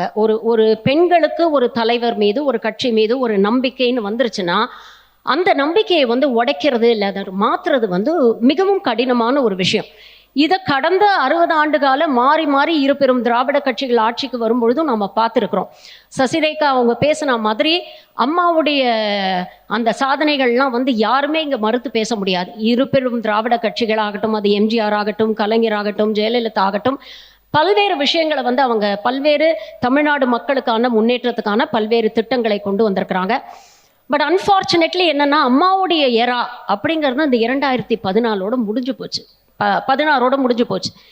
இன்னைக்கு இருக்கக்கூடிய சூழல்ல பொதுவாக ஒரு தேர்தல் அப்படிங்கும் பொழுது 4 முக்கியமான விஷயத்தை வந்து மக்கள் பார்ப்பாங்க. ஃபர்ஸ்ட் அண்ட் ஃபார்மோஸ்ட் வந்து என்ன விதமான ஒரு நலத்திட்டங்கள் செயல்படுத்தப்பட்டிருக்கு இந்த 5 ஆண்டு ஆட்சி காலத்தில் அப்படிங்கிற ஒரு விஷயத்தை பார்ப்பாங்க. பல்வேறு நலத்திட்டங்களை திமுக வந்து நடைமுறைப்படுத்திருக்கிறது இந்த 5 வருஷத்தில். 505 வாக்குறுதி கொடுத்தாங்க, அதில் எத்தனை நிறைவேற்றினாங்க அப்படிங்கிற கணக்கு கேட்குறவங்கலாம் இவங்க ஆட்சிக்கு வரும்பொழுது எவ்வளோ வாக்குறுதிகள் கொடுத்தாங்க, அதில் எவ்வளோ இவங்க நிறைவேற்றிருக்கிறாங்க அப்படிங்கிற விஷயங்களெல்லாம் கொஞ்சம் யோசிச்சு பார்க்கணும். அப்போ இந்த கேள்வியை அடுத்தவங்களை கேட்கறதுக்கு முன்னால் நம்மளை நாம் கேட்டுக்கணும் அப்படிங்கிற ஒரு விஷயமும் இருக்குது. நான் வந்து சில திட்டங்களை மட்டும் நான் வந்து வரிசைப்படுத்திடுறேன். அதுக்கப்புறம் இன்னொரு முக்கியமான விஷயம் இதை சார்ந்து நான் சொல்ல விரும்புகிறேன். மகளிர் உரிமை திட்டம் கிட்டத்தட்ட 1.32 கோடி பெண்கள், புதுமை பெண் திட்டம் மூலமாக 6 லட்சம் பெண்கள் வந்து பயன்பட்டிருக்கிறாங்க. தமிழ் புதவன் திட்டம் மூலமாக 6 லட்சம் மாணவர்கள் பயன்பட்டிருக்கிறாங்க. மகப்பேறு நிதி உதவி வந்து கிட்டத்தட்ட 35 லட்சத்துக்கும் மேற்பட்ட பெண்களுக்கு போய் சேருக்கு. மக்களை தேடி மருத்துவம் மூலமாக 3 கோடி மக்கள் பயன்பட்டிருக்கிறாங்க. சிஎம்மோட ஹெல்த் இன்சூரன்ஸ் ஸ்கீம் மூலமாக ஒரு வருடத்துக்கு கிட்டத்தட்ட 1 கோடி மக்கள் பயன்பெறாங்க. நலம் காக்கும் ஸ்டாலின் திட்டம் மூலமாக 18 லட்சம் பேருக்கு மேல வந்து பயன்பட்டிருக்கிறாங்க. அனாதை குழந்தைகள், பெற்றோர் இல்லாத குழந்தைகளுக்கு வந்து பென்ஷன் கொடுத்துட்டு இருக்கிறாங்க. கிட்டத்தட்ட 11,000 குழந்தைகள் அது மூலமாக பயன்பட்டு இருக்கிறாங்க. காலை உணவு திட்டம் மூலமாக 20 லட்சம் குழந்தைகள் வந்து தினம் நல்ல சாப்பாடு சாப்பிட்றாங்க, ஆரோக்கியமான உணவு சாப்பிட்றாங்க. விடியல் பயணம் மூலமாக கிட்டத்தட்ட மாதம் 888 ரூபாய் வரைக்கும் ஒரு பெண்ணால் சேமிக்க முடியுது. 800 கோடிக்கு மேலே ரைட்ஸ் வந்து அவங்க ஃப்ரீ ரைட்ஸ் வந்து பயன்படுத்தி இருக்கிறாங்க. இன்னுயிர் காக்கும் திட்டம் மூலமாக, இன்னுரை காக்கும் 48ங்கிற திட்டம் மூலமாக பார்த்தீங்கன்னா கிட்டத்தட்ட 5 லட்சம் பேருடைய உயிர் காப்பாற்றப்பட்டிருக்குது. இதுல வந்து வெறும் தமிழ்நாட்டை சேர்ந்தவங்க மட்டும் இல்ல, வெளி மாநிலத்தை சேர்ந்தவங்களும் அடக்கம். நான் முதல்வன் திட்டம் மூலமாக, திறன் மேம்பாட்டு மூலமாக 30 லட்சம் குழந்தைகளுக்கு வந்து ட்ரைனிங் கொடுத்துருக்காங்க. இதுல கிட்டத்தட்ட 9 லட்சம் பிளேயருக்கு பிளேஸ்மெண்ட்ஸ் வந்து தேடி கொடுத்துருக்காங்க. சுய உதவி குழுக்கள் மூலமாக 1.5 லட்சம் வரைக்கும் அவங்களுக்கு வந்து தொழில் தொடர்ந்ததுக்கான ஒரு உதவியை பண்ணிட்டு இருக்காங்க. கிட்டத்தட்ட 1179 MOU சைன் பண்ணியிருக்கிறாங்க. இதில் 80% மேலே கன்வெர்ட் ஆகிருக்கு. 12 லட்சம் கோடிக்கு மேலே வந்து முதலீடுகளை ஈட்டிருக்கிறாங்க. இது மூலமாக 35 லட்சத்துக்கு மேற்பட்ட வேலை வாய்ப்புகளை உருவாக்கி இருக்கிறாங்க. அஷ்யூர்ட் பென்ஷன் ஸ்கீமுக்காக இன்னைக்கு 11,000 கோடி ஒதுக்கி இருக்கிறாங்க. 24 லட்சம் பேருக்கு மேலே பட்டா கொடுத்துருக்குறாங்க. 38க்கும் மேற்பட்ட கலை அறிவியல் கல்லூரிகளை வந்து கட்டியிருக்கிறாங்க. முதல்வருடைய படைப்பகங்கள்னு கிட்டத்தட்ட 30, அதற்கு மேல நூலகங்கள், இப்படி எத்தனையோ சொல்லிக்கிட்டு போகலாம். முதலமைச்சருடைய கிராம சாலை திட்டம் மூலமாக கிட்டத்தட்ட 7,500 கிலோமீட்டருக்கு சாலைகள் அப்கிரேட் செய்யப்பட்டிருக்குது. 12,000 வில்லேஜஸ்ல வந்து இதனால பெனிஃபிட் ஆயிருக்கிறாங்க. அப்போ 10 ஆண்டு கால அதிமுக ஆட்சியில் செய்ததை விட 5 ஆண்டு கால திமுக ஆட்சியில எத்தனையோ நலத்திட்டங்களை வந்து அவங்க கொண்டு வந்திருக்காங்க, அதை நடைமுறைப்படுத்திருக்காங்க, அது இன்னைக்கு மக்கள் கிட்ட கொண்டு போய் சேர்த்திருக்கிறாங்க. அதனாலதான் ஆன்டி இன்கம்பன்சி அப்படின்னு நீங்க பாத்தீங்கன்னா, இன்னைக்கு எதிர்கட்சிகள் சொல்ற அளவுக்கு களத்துல கிரவுண்ட் ரியாலிட்டியில அவ்வளோ பெரிய ஆன்டி இன்கம்பன்சி இந்த அரசை நோக்கி இருக்கிறதா ஆனஸ்டா எனக்கு தெரியல. இவங்க தான் எதிர்கட்சிகள் தான், ஐயோ பெண்களுக்கு பாதுகாப்பு இல்லை, ஐயோ போதை மாநிலமாக மாறிடுச்சு, ஐயோ கடன்லயே மூழ்கி போச்சு அப்படின்னு ஓவரா பில்டப் பண்ணிட்டு இருக்கிறாங்க. இதற்கெல்லாம் பதில் நான் அடுத்த ரவுண்ட்ல நான் சொல்லிடுறேன். ஆனா கிரவுண்ட் லெவல்ல பெரிய ஆன்டி இன்கம்பன்சி இருக்கிறதா தெரியல. அப்போ ஒரு அரசை செலக்ட் பண்றாங்க அப்படிங்கும் போது, ஒருத்தர் ஓட்டு போடணும் அப்படிங்கும் போது 4 முக்கியமான விஷயங்கள் பார்ப்பாங்கன்னு சொன்னேன். 1 மக்கள் நல திட்டங்கள். அந்த மக்கள் நல திட்டங்களை வெறும் மக்களுக்கான ஒரு நலத்திட்டங்கள் அப்படிங்கிறத தாண்டி ஒரு சமூகத்தின் வளர்ச்சிக்கான ஒரு மேம்பாட்டுக்கான ஒரு திட்டங்களா அதை ஒருங்கிணைச்சு ஒரு பாலிசி கண்டினியூட்டி கொடுக்கும் பொழுது அது அடுத்த லெவலுக்கு அந்த சமூகத்தை நகர்த்தி கொண்டு போகிறது அப்படிங்கிறத விஷுவலா நம்மளால பார்க்க முடியுது. இப்போ இருக்கக்கூடிய கள சூழ்நிலை பிரகாரம் திமுக கூட்டணிக்கு டெஃபினட்டா ஒரு எட்ஜ் இருக்கு அப்படிங்கிறதுல எந்த மாற்று கருத்தும் இல்லை. இப்போ வந்து எல்லாருமே நீங்க பேசினதுல ஒரு விஷயம் மட்டும் பொதுவான விஷயம் அப்படின்னா மது வந்து இந்த சமூகத்துல எவ்வளவு தூரம் வந்து பாதிப்புகளை ஏற்படுத்தும் அப்படின்றது யாருமே மறுக்க மாட்டீங்க. எல்லாருமே அதுல வந்து ஒரே நிலைப்பாட்டுல தான் இருப்பீங்க. நம்ம வந்து உங்ககிட்டே நான் கேட்கிறேன், இப்போ மதுவிலக்கு அப்படின்றது இப்ப நீங்க வந்து தமிழகத்துல மட்டும் எதிர்பார்க்கறீங்க, அது ஏன் இந்தியா முழுவதும் மதுவிலக்கு நீங்க ஏன் வந்து? நான் மதுவிலக்கு தமிழகத்துல கூட எதிர்பார்க்கலங்க. நான் முதல் சுற்றுல நான் பேசினதுதான் படிப்படியா குறைக்கணும். இல்ல படிப்படியா குறைக்கணுங்கிறத விட ரெகுலேட் பண்ணணும். ரெஸ்ட்ரிக்ட் பண்றதெல்லாம் இனிமே வேலைக்கு ஆகாது. ரெகுலேட் பண்ணணும் அப்படிங்கிற இடத்துல தான் நாம இருக்கோம். ஏன்னா தமிழ்நாடு வந்து ஒரு மது நோய்க்கு குடிநோயாளியிலேயே முத்தின குடிநோயாளியா நம்முடைய மாநிலம் மாறிடுச்சு. இல்ல மற்ற மாநிலங்கள்ல இருக்கு இல்லையா? எல்லாம் நிறைய மாநிலங்கள்ல இருக்குங்க. ஆனா இங்க தமிழ்நாட்டுல இருக்கக்கூடிய அளவு அது ஒரு நோயின் தாக்கம் இப்போ அண்டை மாநிலங்கள்ல இருக்கு. அண்டை மாநிலங்கள்ல அவங்களுடைய குடும்பத்தோட எல்லாத்தையும் சீரழிச்சு குழந்தைகளோட படிப்பு ஃபீஸ் எல்லாம் எடுத்துக்கொண்டு நடக்கிறது இல்ல. அதிகமா மது குடிக்கும் மாநிலங்கள்ல தமிழகம் பின்தங்கிதான் இருக்கு. தமிழகத்தை விட அதிகமா மது குடிக்கும் மாநிலங்கள்ல நிறைய இருக்கு. அப்ப காமனா மதுவை நம்ம படிப்படியா குறைக்கணும் அப்படின்றதுதான் பொதுவா இருக்கணும். ஆனா நீங்க அரசியல் காரணங்களுக்காக ஒவ்வொரு கட்சியும் ஒவ்வொரு நிலைப்பாடு. நீங்க ரெண்டு விஷயத்தை எடுத்து குழப்பக்கூடாது. அதிகமா மது சேல்சார மாநிலம் அப்படின்னு சொன்னா நம்பர் 1 இந்த மது டாஸ்மாக் சரக்கு மட்டும் இல்லாம விலை உயர்ந்த மதுகளையும் சேர்த்து அந்த நம்பர் வருது. ஓகே, அப்ப நம்பரே அதிகமா இருக்கும். ஏன்னா அதோடைய விலைகள் அதிகம். நம்பர் 1. நம்பர் 2, மொத்த கொள்முதல் மொத்த சேல்ஸுமே அதிகமா இருக்கும். இப்போ மகாராஷ்டிரம் போன்ற ஒரு பெரிய மாகாணம், கர்நாடகம் போன்ற பெரிய மாகாணம், மக்கள் தொகை அதிகமா இருக்கக்கூடிய இடங்கள்ல எல்லாம் மது வந்து சேல்ஸ் அதிகமா இருக்கும். நீங்க வந்து நிறைய குடிக்கிறவனையும் கம்மியா குடிக்கிறவனையும் ரெண்டையுமே வந்து ஃபர்ஸ்ட் கம்பேர் பண்ண முடியாது.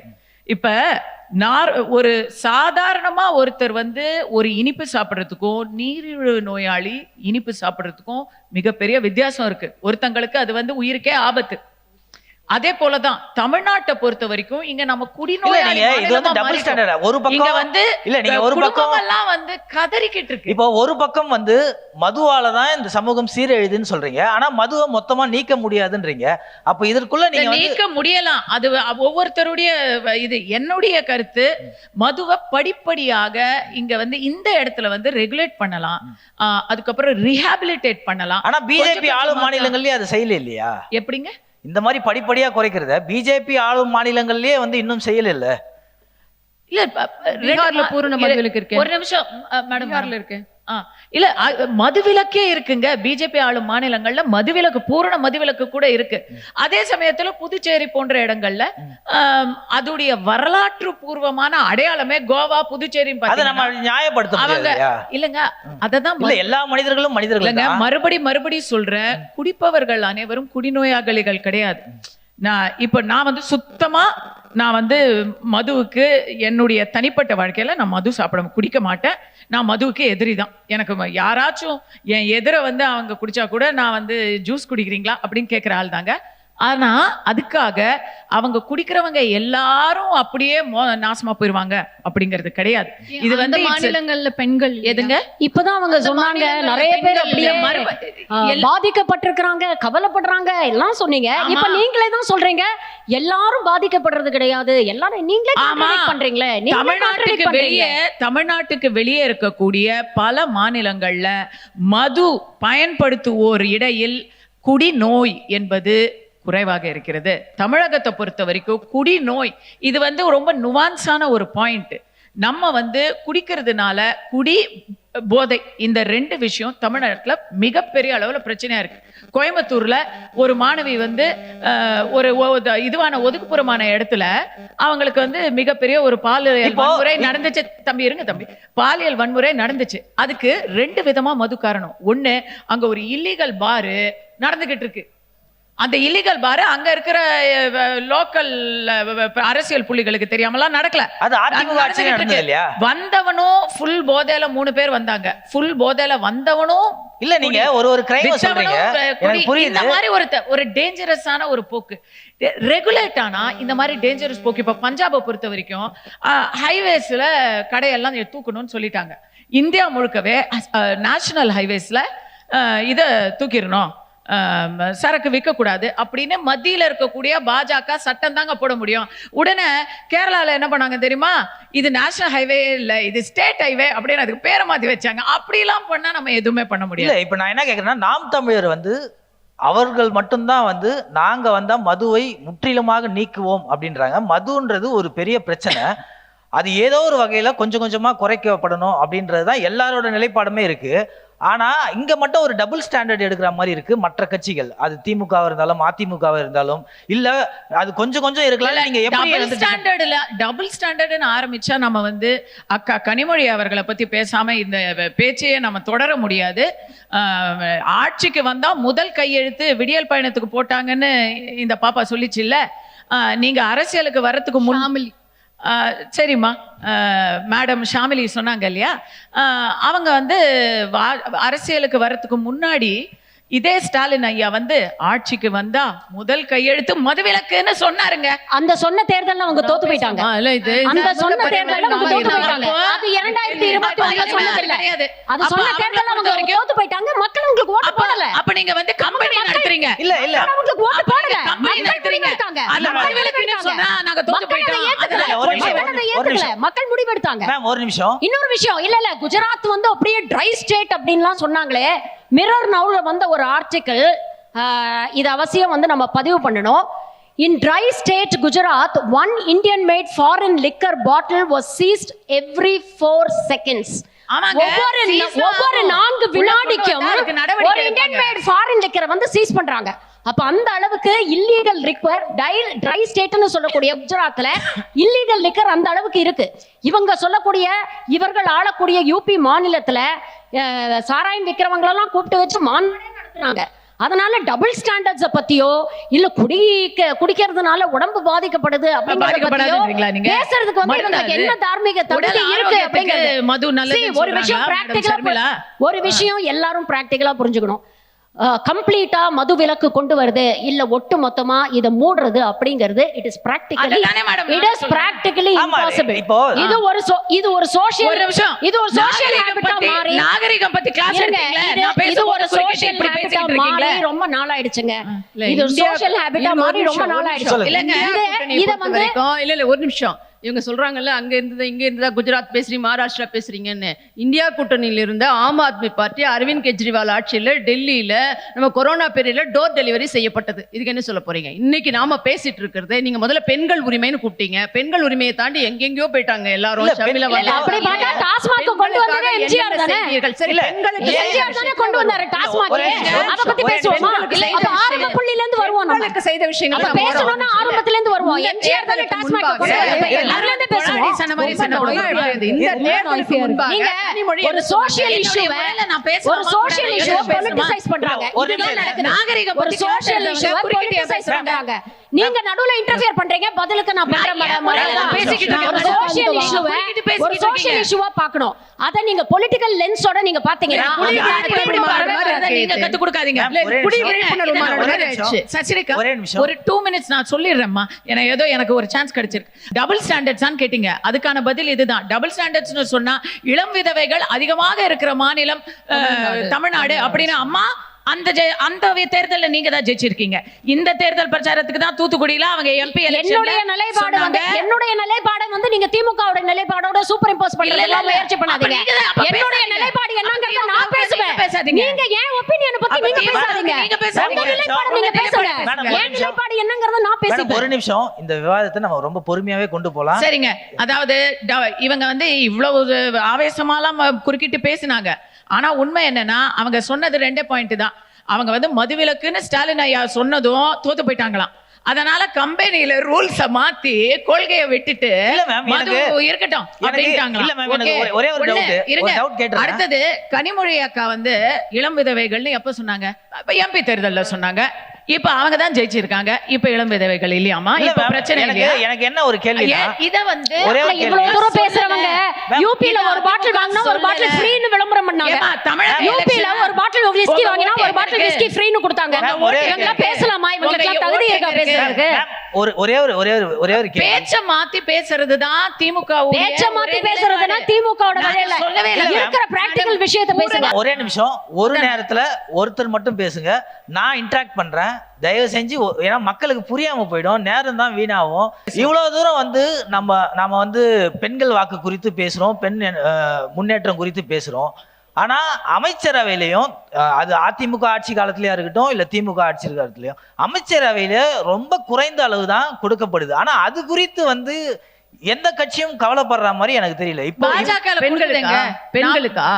பெண்களுக்கு இப்பவும் சரி, கடந்த காலங்கள்லயும் 2-3 பெண் அமைச்சர்கள்ல தான் வந்து கொடுக்கப்படுது. சரிபாதியும் கொடுக்க முடியல.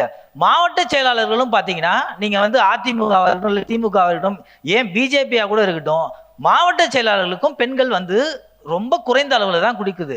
ஆனா இது குறித்து வந்து உங்களோட ஆதங்கங்களையோ உங்களோட கருத்துக்களையோ பெரிய அளவுக்கு நீங்க வந்து முன்வைக்காம வெறும் இந்த கட்சியை எதிர்க்கணும் அந்த கட்சியை எதிர்க்கணும்னு சொல்றது மூலமா நீங்க எந்த பெண்களோட முன்னேற்றத்தை யாரு கொடுக்குறீங்க? கிடையாது. அமைச்சரவையில் இருந்தது நாங்க தான், அமைச்சரவையில் கொடுக்கக்கூடிய இடத்துல இருக்க போறதும் நாங்க தான். தொடர்ந்து அதன் அடிப்படையில எத்தனை பேர் வெற்றி பெறுகிறார்கள் அந்த சதவீதத்தின் அடிப்படையில் எம்எல்ஏக்கள் அடிப்படையில் தான் அமைச்சரை ஆக்க முடியும். அப்படிதான் ஆக்க முடியும், வேற எப்படி ஆக்க முடியும்? அப்படிதான் ஆக்க முடியும். அதன் அடிப்படையில் 4 அமைச்சர்கள் தமிழக அரசியல் வரலாற்றில் 4 பெண் அமைச்சர்கள். ஒரு அமைச்சர் என்ன சொன்ன ஒரு அமைச்சர் சொன்ன உங்களுக்கு ஒரு பர்தா போட்ட பெண்ணை முதலாக தமிழ்நாடு சட்டமன்றத்தில் அமைச்சராக முன்வரிசையில் உட்கார வச்சும் சொன்னேன் நான். 2வது ஒண்ணு பாத்தீங்கன்னா அவங்க வந்து ஒரு கடைக்கோடி தென்காசியில் இருக்கக்கூடியவர். அவங்க சொல்றாங்க சட்டமன்றத்திலே அந்த அம்மையார் அமைச்சராக இருந்தவர், அவர் பதிவு பண்றாரு, ராஜலட்சுமி அமைச்சர் எங்க ஆட்சியில, அம்மா நாங்கள் இருக்கும்போது நான் படிக்கும் போதும் என்னுடைய பகுதியில் நான் செருப்பு போட்டு கொண்டு கூட போக முடியாத நிலை இருந்தது. எனக்கு வசதி கிடையாது சார். ஒண்ணுன்னா கேள்வி வச்சாதான் என்னால் சொல்ல முடியும். இருங்க, நீங்க திமுகவா? கொஞ்சம் இருங்க, அமைதியா இருங்க, நான் சொல்றேன் இல்ல. பாருங்க, செருப்பு கூட போட முடியாமல் அதற்கு கூட நான் வசதி இல்லாமல் இருந்த என்னை இன்னைக்கு சட்டமன்றத்தில் ஒரு நாட்டுக்கே அமைச்சராக ஆக்கியிருக்கிறீர்கள். அதுவும் கல்வியில் சிறந்த மாநிலத்தில், ஒரு முன்னோடியான மாநிலத்தில், ஒரு சமூக நீதி மாநிலத்தில், ஒரு சமத்துவம் பெற்ற மாநிலத்தில் என்னை ஒரு பெண்ணாக இங்கே அமர்த்தி இருக்கிறீர்கள். செருப்பு கூட போட வழி இல்லாமல் வசதி இல்லாமல் இருந்த ஒரு பட்டதாரி பெண், முதல்நிலை பட்டதாரி பெண், அம்மாவினுடைய திட்டங்களால் படித்த பெண்ணை அமைச்சராக்கினார். முதல் முறை எம்எல்ஏ, முதல் முறை அமைச்சர். சாத்தியமா இன்னைக்கு வேற எந்த கவர்மெண்ட்லயாவது? சொல்லுங்க. அப்புறம் நீங்க பாருங்க, நீங்க கேட்டீங்க, நீங்க வந்து ஒரு சில விதிவிலக்குகளை அரசியலை பொறுத்தவரை நம்ம பொதுவா பேசிட்டு போயிடலாம். நீங்க எத்தனை பேர் ஆக்கினீர்கள் அது படிப்படி நிலையாக வெற்றி பெற்று மக்கள் ஆதரவோடு கவுன்சிலர்ல இருந்து வர வேண்டிய ஒன்று. அது அதன் அடிப்படையில் 50% உள்ளொதுக்கீடு, 50% இடஒதுக்கீட்டை உள்ளாட்சியில் கொண்டு வந்து அங்க பாருங்க, எங்களுக்கு இருக்கக்கூடிய 40, 45, 80 தொகுதிகள் எங்களுடைய கட்சியினுடைய அடிப்படையில் பாத்தீங்கன்னாக்கா அதுல இருக்கக்கூடிய பெண் மாவட்ட செயலாளர்கள் அத்தனை பேரையும் மாவட்ட சேர்மன் ஆக்குனாங்க. அம்மா அத்தனை மகளிரணி மாவட்ட செயலாளர் அத்தனை பேரும் சேர்மன். எந்த ஆட்சியில சாத்தியமா? அதற்கப்புறம் இன்னைக்கு சமூக நீதி, இன்னைக்கு இடஒதுக்கீடு, இன்னைக்கு பெண்கள் முன்னேற்றம், இன்னைக்கு வெல்லும் பெண்கள், இதெல்லாம் நீங்கள் சாதித்து காட்டி இருந்தால் ஒரு நடிகரை கொண்டு வந்து வச்சு நீங்க மக்களுக்கு நேரடியா மக்கள்கிட்ட நீங்க நேரடியா போய் சொல்லலாமே. அது 4 பேரை கூட்டிட்டு வந்து வச்சு ஒரு ஹாலை எடுத்து அதுல நீங்க ஷோ நடத்தி அதுக்கு ஒரு 1000 விளம்பரம் கொடுத்து பண்ணணும்னு அவசியம் இல்ல. இல்ல, அத்தனை பேரும் சேர்மன் ஆக்கி இருக்கும், அவ்வளவு பேரும் அமைச்சராக்கி இருக்கும். பாதிக்கு பாதி 2016 அவ்வளவு பேருக்கு எம்எல்ஏ சீட் கொடுத்தோம், இப்பயும் கொடுக்க போகின்றோம். எங்களை போன்றவர்கள் இன்னைக்கு இங்க வந்து பேசுறோம்னா அதுக்கு வித்திட்டது அனைத்து இந்திய அண்ணா திராவிட முன்னேற்ற கழகம் தான். நீங்க பாத்தீங்கன்னா திமுக ஆட்சி காலத்திலும் திமுக ஆட்சி காலத்திலும் எந்த காலத்திலும் டாஸ்மார்க் உணவு பாதுகாப்பு தர நிர்ணய சட்டத்துக்குள்ள அதை கொண்டு வரல. அதுக்கான குவாலிட்டி, அதற்கான எந்த செக்கப்பும் இல்ல. அதிமுகவிலையும் அதே நிலை தான், திமுகவிலையும் அதே நிலை தான். அது வராது. ஆனால் அது முறைப்படுத்தப்படுவதற்காக கொண்டு வரப்பட்டதுன்னு நான் சொன்னேன். சரி, அப்ப டாஸ்மாக் எங்க ஆட்சி காலத்துல 10 வருஷம் இருந்தோம்ல, ஒரு கள்ளச்சாராயம் கூட கிடையாது. ஆனா இன்னைக்கு தஞ்சாவூர்லயும் உங்களுக்கு அதுக்கப்புறம் கடலூர்லயும் எதுக்கு டாஸ்மாக் வாங்கி குடிச்சேன், உடனே இறந்துட்டேன், அவன் வயிறு எரிஞ்சு இறந்துட்டாங்க, அவங்களுக்கு அந்த இது வந்துச்சு. எப்படி வந்தது டாஸ்மாக்குள்ள கள்ளச்சாராயம்? எப்படி வந்தது? சீல் போட்ட ஒரு பாட்டிலுக்குள்ள எப்படி வந்ததுன்றது 2 வருஷம் முன்னாடி சட்டமன்றத்திலே நாங்க கேள்வி எழுப்பினோம். முறைப்படுத்துவதற்காக நாங்கள் கொண்டு வந்தோம். எங்கள் ஆட்சியில 3500 கடைகள் இருந்தது. படிப்படியாக குறைப்போம். ஒரே அடியாக குறைத்தால் அந்த குடிக்க அடிமையானவர்கள் கொத்தாக தான் மருத்துவ ஸ்டேட்டஸ். அதன் அடிப்படையில் சட்டமன்றத்திலே பதிவு பண்ணிட்டு தான் நாங்கள் படிப்படியாக குறைக்கிட்டு 1500 கடைகளை அம்மா குறைச்சாங்க. எங்கள் அண்ணன் எடப்பாடியார் வந்த பின்னாடி அந்த 500 கடைகள் முதல் கடைகள் குறைக்கப்பட்ட போது அம்மா ஆட்சிக்கு வந்து 2016 ஜூன் மாதம் அந்த செய்தியை ஜெயா டிவியில் முதல் செய்தியாக நான் தான் படித்தேன். நைட்டு 11:30 மணிக்கு அதற்கான அறிவிப்பானை வந்தது, கையெழுத்து போட்டு கொடுத்தாங்க. இந்த மாதிரி 500 கடைகள் குறைக்கப்படுகிறது. அதுக்கப்புறம் அம்மா மறைவுக்கு அப்புறம் 1500 கடை குறைச்சோம். இன்னைக்கு நிலைமைக்கு வாங்க, தமிழ்நாட்டில் இளம் விதவைகள் அதிகமாகி விட்டார்கள். கரண்ட் ஷாக் அடிக்குதா, கரண்ட் பில்லு ஷாக் அடிக்குதான். கொரோனா காலத்துல கூட யாரும் ஒருத்தர் தொடக்கூடாது, பார்க்கக்கூடாது, பேசக்கூடாதுன்னு சொன்ன காலகட்டத்தில் கூட உங்களுக்கு தான் கருப்பு சட்டை இருக்கிற மாதிரி வாசல்ல கருப்பு சட்டை வாரத்துக்கு ஒரு தடவை பிடிச்சி பதாகைகளை பிடிச்சிங்களே அன்னைக்கு. இன்னைக்கு இந்த ஆட்சியில நிலைப்பாடு என்ன? எங்கள் ஆட்சி வந்தவுடன் இதே கனிமொழி சொன்னார், நாங்க எங்களுடைய இதில் சாராய ஆலை நடத்துபவர்கள்லாம் எல்லாம் எஸ்என்ஜேல இருந்து எல்லாம் மூடிடுவோம் அப்படின்னு சொன்னாங்க. சொல்லிட்டு இன்னைக்கு எவ்வளவு கடைகள் தெரியுமா? 6000 கடைகள், கிட்டத்தட்ட 5850 கடைகள். அதிமுக ஆட்சி வந்தால் கடைகள் ஏன் சார் உயர்ந்துச்சு? பூரண மதுவிலக்குன்னு சொல்லிட்டு தினம் மொட்டை தலைக்கும் முழங்காலுக்கும் முடிச்சு போடுற மாதிரி அந்த பூரண மதுவிலக்குன்னு சொன்ன உங்களுக்கும் இப்ப அந்த 5800 கடை 6000 கடைகள் கிட்டத்தட்ட இருக்குது. எப்படி அது இது சாத்தியம்? உயர்நீதிமன்றமே சொல்லியிருக்கு. என்ன சொல்லிச்சுமா உயர்நீதிமன்றம்? அனுமதிக்கப்பட்ட பார்கள் வெறும் 17% தான். அரசுக்கு அந்த 1.25 லட்சம் ரூபாய் டிடி எடுத்து கொடுத்து அனுமதிக்கப்பட்ட பார்கள் தமிழ்நாட்டில் இருப்பது வெறும் 17%. 83% பார்கள் அனுமதி இல்லாமல் இன்றைக்கும் இயங்கிக் கொண்டிருக்கிறது. எலைட் பார்னு ஒரு பார் ஏன் சார் திறந்தீங்க? பூரண மதுவிலக்குக்கும் எலைட் பார்க்கும் என்ன சார் சம்பந்தம் இருக்கு? இன்னைக்கு 24 மணி நேரம் சரக்கு கிடைக்கிறது அப்படின்றான். சரக்கு கிடைக்கிறதுக்கு மேல பாட்டிலுக்கு மேல 10 ரூபாய் வாங்குறீங்க. அந்த பாட்டிலுக்கு மேல 10 ரூபாய் வாங்குறவரு ஜெயிலுக்கு போனோம்னா இன்னொரு அமைச்சர் வர்றாரு. அவர் என்ன சொல்றாரு? பகல்ல குடிக்கிறவங்க குடிக்காரன் கிடையாது அப்படின்றாரு. இதுக்கும் பூரண மதுவிலக்குக்கும் என்ன சம்பந்தம் இருக்கிறது? இங்க பாருங்க, இவர்கள் நடத்தினா இன்னும் ஒரு படி மேல போய் கள்ளக்குறிச்சியில கண்ணுக்குட்டி சரக்கு இன்னைக்கும் ஓடுதுன்றாங்க. அப்ப அந்த கள்ளக்குறிச்சியில 68 பேர், மரக்காணத்துல 28 பேர் செத்தாங்க. அதிமுக இதுதான் நீங்கள் சாராயத்தை ஒழிக்கின்றது, மதுவிலக்கை கொண்டு வருகின்ற லட்சணமா? அதனால இதை பற்றி பேசுவதற்கு திமுகவுக்கு எந்த அருகதையும் கிடையாது. அது யார் பேசினாலும் சரி. ஆனா நாம் தமிழர் மதுவிலக்க நீங்க முன்னிறுத்துறீங்க. அது எந்த அளவுக்கு சாத்தியப்படும் அப்படின்றது நீங்க நினைக்கிறீங்க? நாம் தமிழர் எப்படி அதை சாத்தியப்படுத்த முடியும்? முதல்ல திமுக தன்னுடைய 2021 எலெக்ஷன் மேனிஃபெஸ்டோல 360வது பாயிண்டா மதுவிலக்கை படிப்படியாக சாத்தியப்படுத்துவோம் அப்படின்னு சொல்லியிருந்திருக்காங்க. அதுல நம்பர் ஆஃப் டாஸ்மாக் சென்டர்ஸை குறைப்போம், ரீஹாபிலிட்டேஷன் சென்டர்ஸ் ஓப்பன் பண்ணுவோம், இதெல்லாம் சொல்லியிருக்காங்க. இதை அவங்க தொடங்கியிருக்கலாம், இந்த ஒரு 5 ஆண்டுலேயே அவங்க அதை பண்ணியிருக்கலாம். பூரண மதுவிலக்கு அப்படிங்கிறது ரொம்ப சிரமமான ஒன்று. அதாவது ஒரு ஸ்டேட்ல அடிக்ஷன், மதுக்கான அடிக்ஷன் நிறையவே இருக்கிற இடத்துல பூரண மதுவிலக்கு அப்படிங்கிறது நீங்கள் ஒரு லாங் டேர்ம் ப்ராக்ரெசிவ் பிளானாக போட்டு அதை ரொம்ப சயின்டிஃபிக்காகவும் டெக்னிக்கலாகவும் அப்ரோச் பண்ணணும். அப்படி அப்ரோச் பண்ணால் மட்டும்தான் நீங்கள் ஒரு குறிப்பிட்ட காலகட்டத்துக்கு அங்கிட்டு இந்த பூரண மதுவிலக்கை எங்களால் நாங்கள் எடுத்துகிட்டு வந்துட்டோம் அப்படிங்கிறத நீங்கள் சொல்ல முடியும். அப்போ உங்களுக்கு நேச்சுரல் அல்டர்னேட்டிவ் சொல்யூஷன்ஸ் இருக்கணும். அதாவது இயற்கை வழியில் கிடைக்கிற அல்டர்னேட்டிவ் சொல்யூஷன்ஸ் உங்களுக்கு இருக்கணும். அங்கே தான் நம்ம கள்ள முன்வைக்கிறோம். இப்போ இங்கே டாஸ்மாக்ல பெரிய பிரச்சனை என்ன தெரியுமா? அந்த சரக்கினுடைய சிந்தட்டிக் லிக்கர் மேனுஃபேக்சர் பண்ணுறாங்களா, அதனுடைய தரம். இப்போ இங்கே என்ன ஆயிடுச்சுன்னா, லிக்கரை கவர்மெண்ட் ஒருங்கிணைக்குது அப்படின்னு சொல்லிட்டு டிஸ்டில்லரிஸ் எல்லாமே it is being owned by DMK and ADMK people. அது நீங்க சும்மா போனீங்கன்னாலே தெரியும். இங்க எல்லாரும் தலையை உடனே ஆட்டுறாங்க. நான் எடுத்து கொடுக்கணும்னா நான் கொடுத்துட்டே இருப்பேன். அது மட்டும் இல்லாம அந்த மதுவின் தரம் ரொம்ப மலிவானதா இருக்கிறது, ரொம்ப கம்மி விலையில அவங்க இது பண்றாங்க. அவங்க டார்கெட் பண்றது விளிம்பு நிலை மக்களை. அப்ப ஒரு உடல் உழைப்பு சார்ந்த வேலை பார்த்துட்டு வர ஒருத்தரோ, இல்ல ரொம்ப கடினமாக உழைக்கிற ஒருத்தரோ, இல்ல ஒரு பாக்கெட் மணி இல்லாத ஒரு டீனேஜ்குள்ள என்ட்ரார ஒரு கிட்டோ, இவங்களுக்கெல்லாம் இது அக்சஸ்ல போகுது அப்படிங்கிற ஒரு சிக்கல் நமக்கு பெரும்பான்மையா இருக்கு. இதெல்லாம் தான் இங்க ரொம்ப அடுத்தடுத்த கட்டத்துக்கு போய்கிட்டே இருக்கு. இன்னொன்னு, இந்த இவங்களுடைய அரசு, அதாவது மாநில அரசு தன்னுடைய பொருள் முதலீட்டுக்கு முக்கியமாவே டாஸ்மாக்ல இருந்து வர பணத்தை நம்பியே இருக்கிறாங்க. அதனாலதான் ஸ்தம்பிச்சு போறாங்க. என்ன பண்றதுன்னு உங்களுக்கு தெரிய மாட்டேங்குது. இதுல அவங்களுக்கான இந்த பாட்டிலுக்கு 10 ரூபாய் மேல போறது அப்படின்னு சொல்லி பாக்கெட்டுக்கு போறது, கஜானாக்கு போறது, அந்த ஒரு கதை ஒண்ணு இருக்கு. அது மட்டும் இல்லாம அரசு இதுலயே நடக்கும் போது நீங்க எப்படி பூரண மதுவிலக்கு நீங்க அச்சீவ் பண்ணுவீங்க அப்படிங்கிற ஒரு பிரச்சனை வருது. இப்ப நம்மளுக்கான ஆல்டர்னேட்டிவ் சொல்யூஷன் ஹெல்தியர் அல்டர்னேட்டிவ், வேர் ஆல்கஹால் பர்சன்டேஜ் ரொம்ப கம்மியாகவும், இப்போ நேச்சுரல் ஃபெர்மெண்டேஷன் ப்ராசஸ் அப்படிங்கிற இப்போ கல் சார்ந்த நிறைய வாக்குவாதங்கள் இருக்கு. நீங்க குடிக்கிற தயிரா இருக்கட்டும், நீங்க காலையில தோசை ஊத்துறீங்கல்ல, புளிக்க வச்ச மாவு, அதனுடைய தன்மையே ஃபெர்மெண்டேஷன் தான். நுண்ணுயிரிகளால் ஃபெர்மெண்ட் பண்ணப்படுற பொருட்கள் தான் அது. அப்படி ஒரு இயற்கை வழியில் உருவாவது தான் கல். கல்லு குடிச்சு உடம்பு கெட்டு போய், அதாவது மல்டிபிள் ஆர்கன் ஃபெயிலியரா இருக்கட்டும், கிட்னி ஃபெயிலியரோ லங்ஸ் ஃபெயிலியரோ, இந்த மாதிரி ஒருத்தர் வந்தது ஆர்கன் ஃபெயிலியர் அப்படின்னு ஒரு வரலாறு கிடையாது. கல் குடிச்சு இறந்து போனவங்க அப்படின்னு கிடையாது. அதே போல் கல் இந்த நேரத்துல குடிச்சா மட்டும்தான் அது உடம்புக்கு சேரும். வேற நேரங்களில் நீங்கள் குடிச்சா உங்க உடம்புக்கு அது சேராது. கல் இப்ப இந்த இடத்துல கொஞ்சம் கல் சிந்தி இருக்குன்னு வச்சுக்கோங்களேன், அது மேல பூச்சி, எறும்பு இதெல்லாம் போய் உட்காரும். அது ஒரு உணவு பொருளாகவும் ஒரு மருந்து பொருளாகவும், அதாவது ரெகுலேட் பண்ணப்பட்ட அளவில் அது உணவாகவும் மருந்தாகவும் கன்சிடர் பண்ணப்படுது. உணவாகவும் மருந்தாகவும் நீங்க கொடுக்கும் பொழுது நீங்க எத்தனை வயது குழந்தை, அதாவது குட்டி குழந்தையா இருக்கட்டும், பெண்களா இருக்கட்டும், ஈவன் கர்ப்பம் தரிச்சிருக்கிற ஒரு பெண்ணா இருக்கட்டும், உங்களால கொடுக்க முடியும். That has been approved. Indian கான்ஸ்டிடியூஷன்ல it has been considered as a medicine.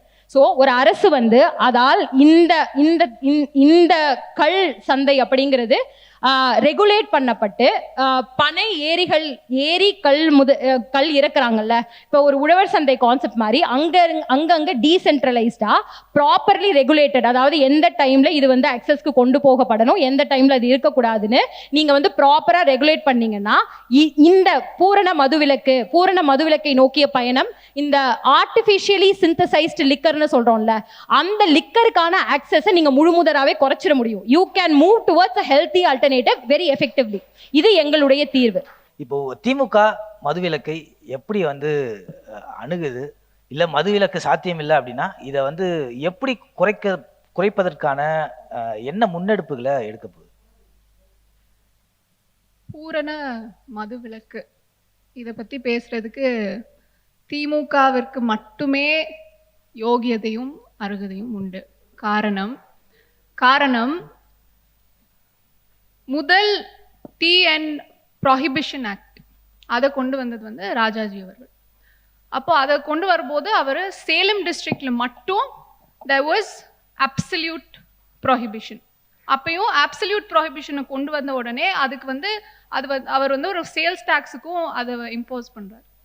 Subsequently 1971 முத்தமிழறிஞர் டாக்டர் கலைஞர் அவர்கள் பூரண மதுவிலக்கை கொண்டு வரதுக்கான முதல் அடி 71ல், அதுவும் ஆல்கஹால் பட் அரக் அண்ட் டாடி, அரக்கும் டாடியும் மட்டும் அலவுடா இருந்தது 71.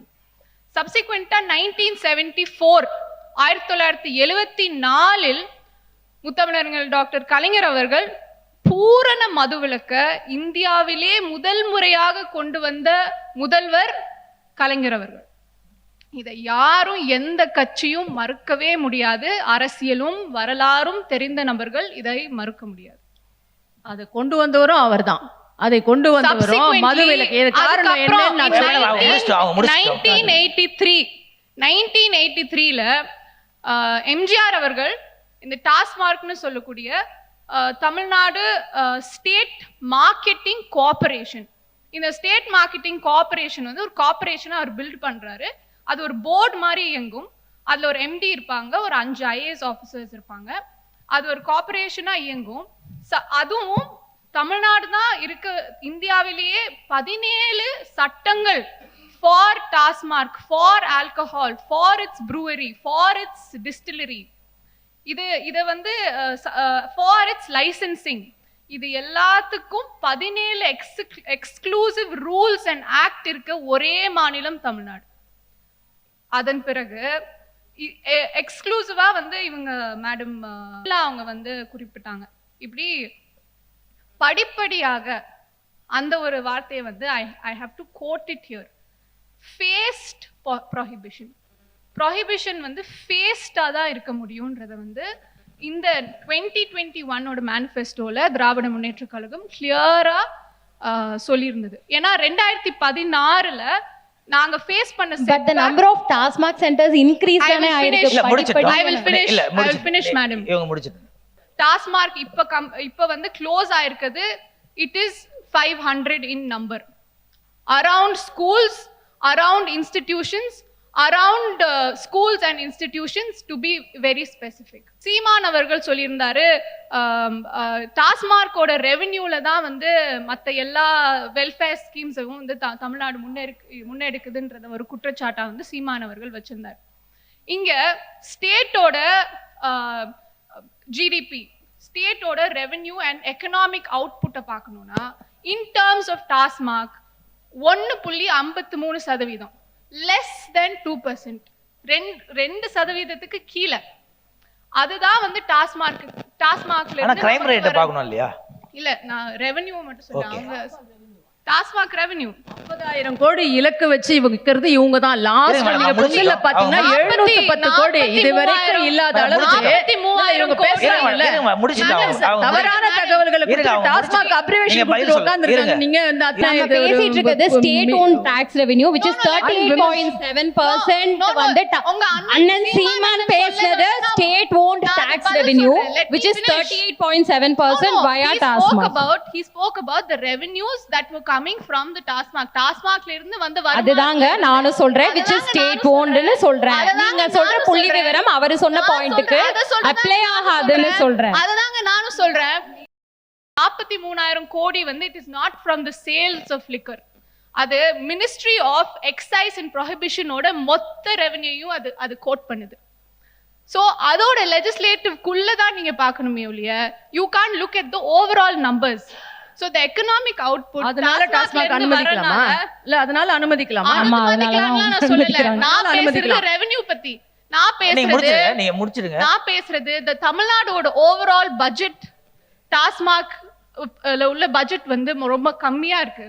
And in terms of அது வந்து நம்மளோட ஸ்டேட் ஜிடிபில less than 2% தான் ரெவென்யூவை வந்து அது உள்ள கொண்டு வருது. ஆல்கஹால் அப்படிங்கிறது ஒரு சோஷியல் இஷ்யூவான்னு கேட்டா ஆமா, அது ஒரு சோஷியல் இஷ்யூ தான். ஆனா அது ஒரு பொலிட்டிக்கல் ஸ்பெக்டக்கிள்ஸ்ல இருந்து மட்டும்தான் எல்லா கட்சிகளும் பாக்குறாங்க அப்படிங்கிறது மறுக்க முடியாத ஒரு உண்மை. அதனால அவங்க அரசியலுக்காக அதை பயன்படுத்துறாங்களே தவிர இதை உண்மையா குறைக்கணும், அதை ரெகுலேட் பண்ணணும் அப்படிங்கிற உண்மையான நோக்கம் எந்த ஒரு அரசுக்கும் இருக்கிற மாதிரி தெரியல. இதை பிராங்கா வெளிப்படையா நான் பதிவு பண்றேன். அப்புறம் சகோதரி சொன்ன ஒரு விஷயம், இந்த நேச்சுரல் லிக்கர் அப்படின்னு சொன்னாங்க இல்லையா, இது நல்ல ஆல்டர்னேட்டிவ் தான், இல்லைன்னு சொல்லலை. பட் அதில் இருக்கக்கூடிய ரிஸ்கையும் நம்ம பார்க்கணும். ஒன்று, அதோடைய ஷெல்ஃப் லைஃப் வந்து ரொம்ப கம்மி. அதில் வந்து அடல்ட்ரேஷனுக்கான ரிஸ்க் வந்து ரொம்ப ஜாஸ்தி. இங்கே ஒரு ஃபேக்ட்ரியில் தயாரிக்கப்படக்கூடிய லிக்கருடைய தரத்தையே நம்மளால் கண்ட்ரோல் பண்ண முடியல. நீங்கள் 1008 டேப்பிங் பாயிண்ட்ஸ் வச்சுன்னு அதுலேருந்து எடுக்கக்கூடிய லிக்கரை நீங்கள் எப்படி அந்த தரத்தை கண்ட்ரோல் பண்ணுவீங்க? இங்கே பிரச்சனை என்ன வருது அப்படின்னு சொன்னால், மாற்றம் மாற்றம் அப்படின்னு சொல்கிறவங்கெல்லாம் மாற்றம் அப்படிங்கிற வார்த்தை மட்டும்தான் சொல்றாங்களே தவிர அதற்கு பின்னால என்ன ப்ளூ பிரிண்ட் வச்சிருக்கிறோம், அதுக்கு என்ன நடவடிக்கை எடுக்க போறோம், அதுக்கு என்ன எஸ்ஓபிஸ் நாங்க கையில வச்சிருக்கோம் அப்படிங்கறத சொல்ல மாட்டேங்கிறாங்க. அப்போ ஓட்டு போடக்கூடிய மக்களுக்கு நீங்க அதை கொண்டு போய் தெளிவா சேர்த்தீங்கன்னா தானே இது ஒரு ஆல்டர்னேட் சாய்ஸ் அப்படின்னு கன்சிடர் பண்றதுக்கான ஒரு பாசிபிலிட்டிஸ் இருக்கும். நிறைய விஷயங்கள் குறித்து நம்ம பேசியிருக்கோம். இப்போ கடைசி சுற்று ரொம்ப நமக்கு நேரம் வந்து ரொம்ப கம்மியாக தான் இருக்கு. ஒரு 2 நிமிஷத்துல உங்களோட கருத்துக்களை நீங்க வந்து ஏன் நீங்க சார்ந்திருக்கிற கட்சிக்கு ஏன் வந்து பெண்கள் வந்து வாக்களிக்கணும் அப்படின்னு நீங்க ஜஸ்டிஃபிகேஷன் நீங்க கொடுக்கறத ஒவ்வொருத்தரா நீங்க சொல்லிட்டீங்கன்னா நல்லா இருக்கும். சர்மிளா மேம் கிட்டே நம்ம இது பண்ணலாம். எந்த ஆட்சி அகற்றப்பட வேண்டும், எந்த ஆட்சி இல்ல தொடர வேண்டும் அப்படின்னு நீங்க உங்களோட கருத்தை சுருக்கமா வைக்கலாம். ஒரு திராவிட சிந்தனை கொண்ட ஒரு ஆட்சி மக்களுடைய உரிமைகளுக்காகவும் மாநிலத்துடைய உரிமைகளுக்காகவும் இன்னைக்கு நிற்கக்கூடிய ஒரு ஆட்சி, மத ஒற்றுமையை மத நல்லிணக்கத்தை பேணக்கூடிய ஒரு ஆட்சி, பெண்கள் சார்ந்துன்னு நீங்கள் எடுத்துக்கிட்டிங்கன்னா இன்னைக்கு பெண்களுக்கு ஒரு சோஷியல் பொலிட்டிக்கல் எக்கனாமிக் ஃப்ரீடத்தை ஏற்படுத்தி கொடுத்துருக்கக்கூடிய ஒரு ஆட்சி. 4 சுவத்துக்குள்ளே அடைஞ்சு கிடக்காதீங்க, வீட்டை விட்டு வெளியில் வாங்க அப்படிங்கிற அளவுக்கு ஒரு வெடியல் பயணம்னு ஒரு திட்டத்தை கொண்டு வந்திருக்கிறாங்க. தமிழ்நாட்டில் எங்கே வேணாலும் யார் வேணாலும் போகலாம். வெளிநாட்டு மாநிலத்தை சேர்ந்த பெண்கள் இங்கே வந்தாலும் அவங்களுக்கு அந்த ஃபெசிலிட்டிஸை வந்து அவங்க ஏற்படுத்தி கொடுத்துருக்குறாங்க. படிக்கக்கூடிய காலகட்டத்தில் நல்ல ஆரோக்கியமான உணவு, நல்ல கல்வி ஒன்று கொடுக்குறாங்க. அதற்கப்புறம் நீங்கள் போய் வேலையில் சேரணும், அதற்கான திறன் மேம்பாட்டு பயிற்சியை கொடுத்து ஒரு ஜாப் மார்க்கெட்டுக்கு ரெடியாக உங்களை தயார் பண்ணுறாங்க. உங்களுக்கான வேலை வாய்ப்புகளை உருவாக்கி கொடுக்குறாங்க. உங்களுக்கான வாழ்வாதாரம் வருமானத்தை ஏற்படுத்தி கொடுக்குறாங்க. இதெல்லாத்தையும் தாண்டி நீங்கள் வெளியூர்களுக்கு போனீங்கன்னா வெளியூரில் போய் தங்கணும்னா அதற்கான உங்களுக்கான தங்கும் வசதிகள் எல்லாம் ஏற்படுத்தி கொடுத்துருக்காங்க. இப்படி ஓவரால் நீங்கள் பார்த்தீங்கன்னா பெண்கள் சார்ந்த ஒரு ஹோலிஸ்டிக் டெவலப்மெண்ட். வயதானவர்களுக்கு பார்த்தீங்கன்னா இல்லம் தேடி வருது மருத்துவம். மாதம் மாதம் வீட்டுக்கு வந்து வயசானவங்களுக்கு ரேஷன் பொருட்களை கொண்டு வந்து சேர்க்குறாங்க. அவங்களுக்கு பிபி சுகர்லாம் செக் பண்ணி அவங்களுக்கான ஆரோக்கியத்தை கொண்டு வந்து சேர்க்குறாங்க. ஒரு எமர்ஜென்சி இன்னைக்கு நீங்கள் பார்த்தீங்கன்னா இருக்கக்கூடிய மருத்துவம் எந்த அளவுக்கு வந்து கமர்ஷியலைஸ் ஆகிடுச்சு கடந்த 10 ஆண்டுகளில் அப்படிங்கிறத நம்ம பார்த்துக்கிட்டு இருக்கோம். ஒரு வீட்டில் இருக்கக்கூடிய ஒரு நபருக்கு ஏதாவது உடம்பு சரியில்லாமல் வந்துருச்சுன்னா அந்த ஒரு மருத்துவ செலவே அந்த குடும்பத்தை வறுமையில் தள்ளக்கூடிய ஒரு பாசிபிலிட்டி தான் இன்னைக்கு இருக்கு. அப்படிப்பட்ட ஒரு காலகட்டத்தில் நம்மை காக்கும் 48 அப்படின்னு யாராக இருந்தாலும் முதல் 48 மணி நேரம் அந்த உயிரை காக்கக்கூடிய அந்த மருத்துவம் இலவசமாக ஒரு அரசு தருகிறது. அது மட்டும் இல்லாமல் ஒரு சிஎம் உடைய ஹெல்த் இன்சூரன்ஸ் ஸ்கீம்னால இன்னைக்கு வந்து வருஷத்துக்கு 1 கோடி மக்கள் வந்து பயன்பெறாங்க. கட்டிங் எட்ஜ் சர்ஜரிஸ் எல்லாம் இப்போ ரீசெண்டாக கூட ஒரு விவசாயி ஒருத்தருக்கு வந்து அயோட்டிக் ரப்சர் ஏற்பட்டது. இதை நீங்கள் தனியார் மருத்துவமனையில் போய் நீங்கள் வந்து சிகிச்சை எடுக்கணும்னா கிட்டத்தட்ட 60 லட்சம் ரூபாய் செலவாகும். இன்னைக்கு அரசு மருத்துவமனையில ஒரு பைசா வாங்காம அவருடைய உயிரை காப்பாத்திருக்கிறாங்க. இது அந்த விவசாயியோட உயிர் மட்டும் இல்ல, அவர் குடும்பத்துடைய எதிர்காலத்தை காப்பாத்திருக்கிறாங்க, அவங்களுடைய வாழ்வாதாரத்தை உறுதி பண்ணியிருக்கிறாங்க. இப்படி எத்தனையோ விஷயங்களை, நலத்திட்டங்களை ஒரு அரசு கொண்டு வந்திருக்கு. எந்த அரசும் பர்ஃபெக்டா அப்படின்னு கேட்டீங்கன்னா இல்ல. இந்த அரசு கிட்ட இருக்கக்கூடிய குறைகளும் இருக்கு, அதையும் மக்கள் கேள்வி கேட்கணும். ஆனா குறைகளா நிறைகளா அப்படின்னு பேலன்ஸ் பண்ணி பார்த்தீங்கன்னா குறைகளை விட நிறைகள் அதிகமாக இருக்கிறது. அதனால மக்கள் சிந்திச்சு வாக்களிப்பார்கள் அப்படிங்கிற நம்பிக்கை எனக்கு இருக்கு. மேம், நீங்க உங்களோட கருத்து ரொம்ப சுருக்கமா, ஆட்சி தொடர வேண்டுமா அல்லது வேற ஆட்சி மலர வேண்டுமா அப்படின்ற சுருக்கமா? ஃபர்ஸ்ட் ஒரே ஒரு விஷயத்தை மட்டும் சொல்லிட்டு நான் ஆட்சியை பற்றி சொல்லிடுறேன். ஏன்னா மேடம் ஷாமிலி அவங்க வந்து தமிழக வருவாயில் வந்து 1.5% தான் மது விற்பனை அப்படின்னு சொன்னாங்க. இல்லைம்மா 18% மது விற்பனை அப்படிங்கிறது இங்கே நான் நாங்கள்லாம் இதை வந்து இதுதான் முக்கிய காரணமே. இதை தான் நான் ஆட்சி மாற்றத்துக்கான முதல் காரணமாக சொல்கிறேன். வாக்குறுதியாக இருக்கட்டும், இல்லை புள்ளி விவரமாக இருக்கட்டும், தெரிஞ்சே சில இடங்கள்ல உண்மையை தவிர்க்கிறது வந்து திமுகவுடைய ஸ்ட்ராட்டஜியாவே இருக்குது. அந்த வகையில பெண்களுக்கான வாக்குறுதிகள் மட்டும் இல்லாம அனைத்து வாக்குறுதிகளையுமே அவங்க வந்து ஒண்ணு பாதி நிறைவேற்றிருக்கிறாங்க, இல்ல நேத்து நிறைவேற்றிருக்கிறாங்க. இவங்க சொன்ன மாதிரி சுட சுட இன்னைக்கு நிறைவேற்றுறாங்க. சொல்வதை தான் செய்வோம், செய்வதை தான் சொல்வோம்னு சொல்லி வந்த ஆட்சியில எதையுமே செய்யலங்கிறத இந்த ஒரு வருஷத்துல போராட்டத்திலேயே நம்ம பார்த்துட்டோம். செஞ்சிருக்காங்க. நாகரிகம் கிளாஸ் சும்மா இருங்க. இல்ல பரவாயில்லங்க, சொல்லலாம். நீங்க நடுவுல பேசும்போது நாங்க பேசினா தப்பு இல்ல. நான் அவங்க பேசிட்ட ஒரு வார்த்தை கூட பேசல, அதேதான் திரும்பி கொடுக்கப்படும். மேடம் நீங்க பேசுங்க. அததான் நீங்க கண்ணாடியில பார்த்து மரியாதை வருமோ அதுதான் திரும்பி கொடுக்கப்படும். இல்லங்க அப்படிலாம் பேச முடியாதுங்க. எனக்கு குறுக்கிடாம இருந்தா பேசுறேன், இல்லன்னா தேவை இல்லங்க. இல்ல நீங்க பேசுங்க. அவங்களே பேசட்டும், எனக்கு ஒண்ணும் பிரச்சனை இல்ல. நீங்க பேசுங்க. சுட சுட இன்னைக்கு வாக்குறுதி கொடுக்கறது, அவங்க சொல்ற மாதிரி லேட்டஸ்டா ஸ்டிக்கர் ஒட்டுறது. சர்விக்கல் கேன்சர்னு அவங்க சொன்னாங்க இல்லையா, சர்விக்கல் கேன்சர் சிக்கிம்ல 7 வருஷம் முன்னாடில இருந்து ஆரம்பிச்சிட்டாங்க. அதையும் நான் பதிவு பண்ணேன். நான் போய் சொல்லல, நான் அதையும் தான் பதிவு பண்ணேன். தைரியம் இல்லன்னா எழுந்து ஓடத்தாமங்க செய்வாங்க, தைரியம் இல்லன்னா எழுந்து ஓடத்தான் செய்வீங்க. பேச தைரியம் இருந்தா உட்கார்ந்து பேசுங்க. நான் அருவருப்பா இருக்குன்னா அதுக்கு எதுவும் பண்ண முடியாது. என்ன உங்ககிட்ட கருத்தியல் ரீதியா பேச முடியல, நான் தப்பு இல்ல. நான் இங்க தெளிவா பதிவு பண்ணேன். நிர்மலா சீதாராமன் கொண்டு வந்தாங்க, அத வேற மாநிலங்கள்ல நடைமுறைப்படுத்திருக்காங்க அப்படிங்கறத நான் பதிவு பண்ணேன். நான் போய் சொல்லலங்க, நான் பதிவு பண்ணினேன். நான் பதிவு பண்ணினேன். அதனால அடுத்தவங்க கிட்ட ஸ்டிக்கர் ஒட்டுற வேலை எல்லாம் எங்களுக்கு கிடையாது. இருக்கிறத தான் நாங்க பதிவு பண்றோம்.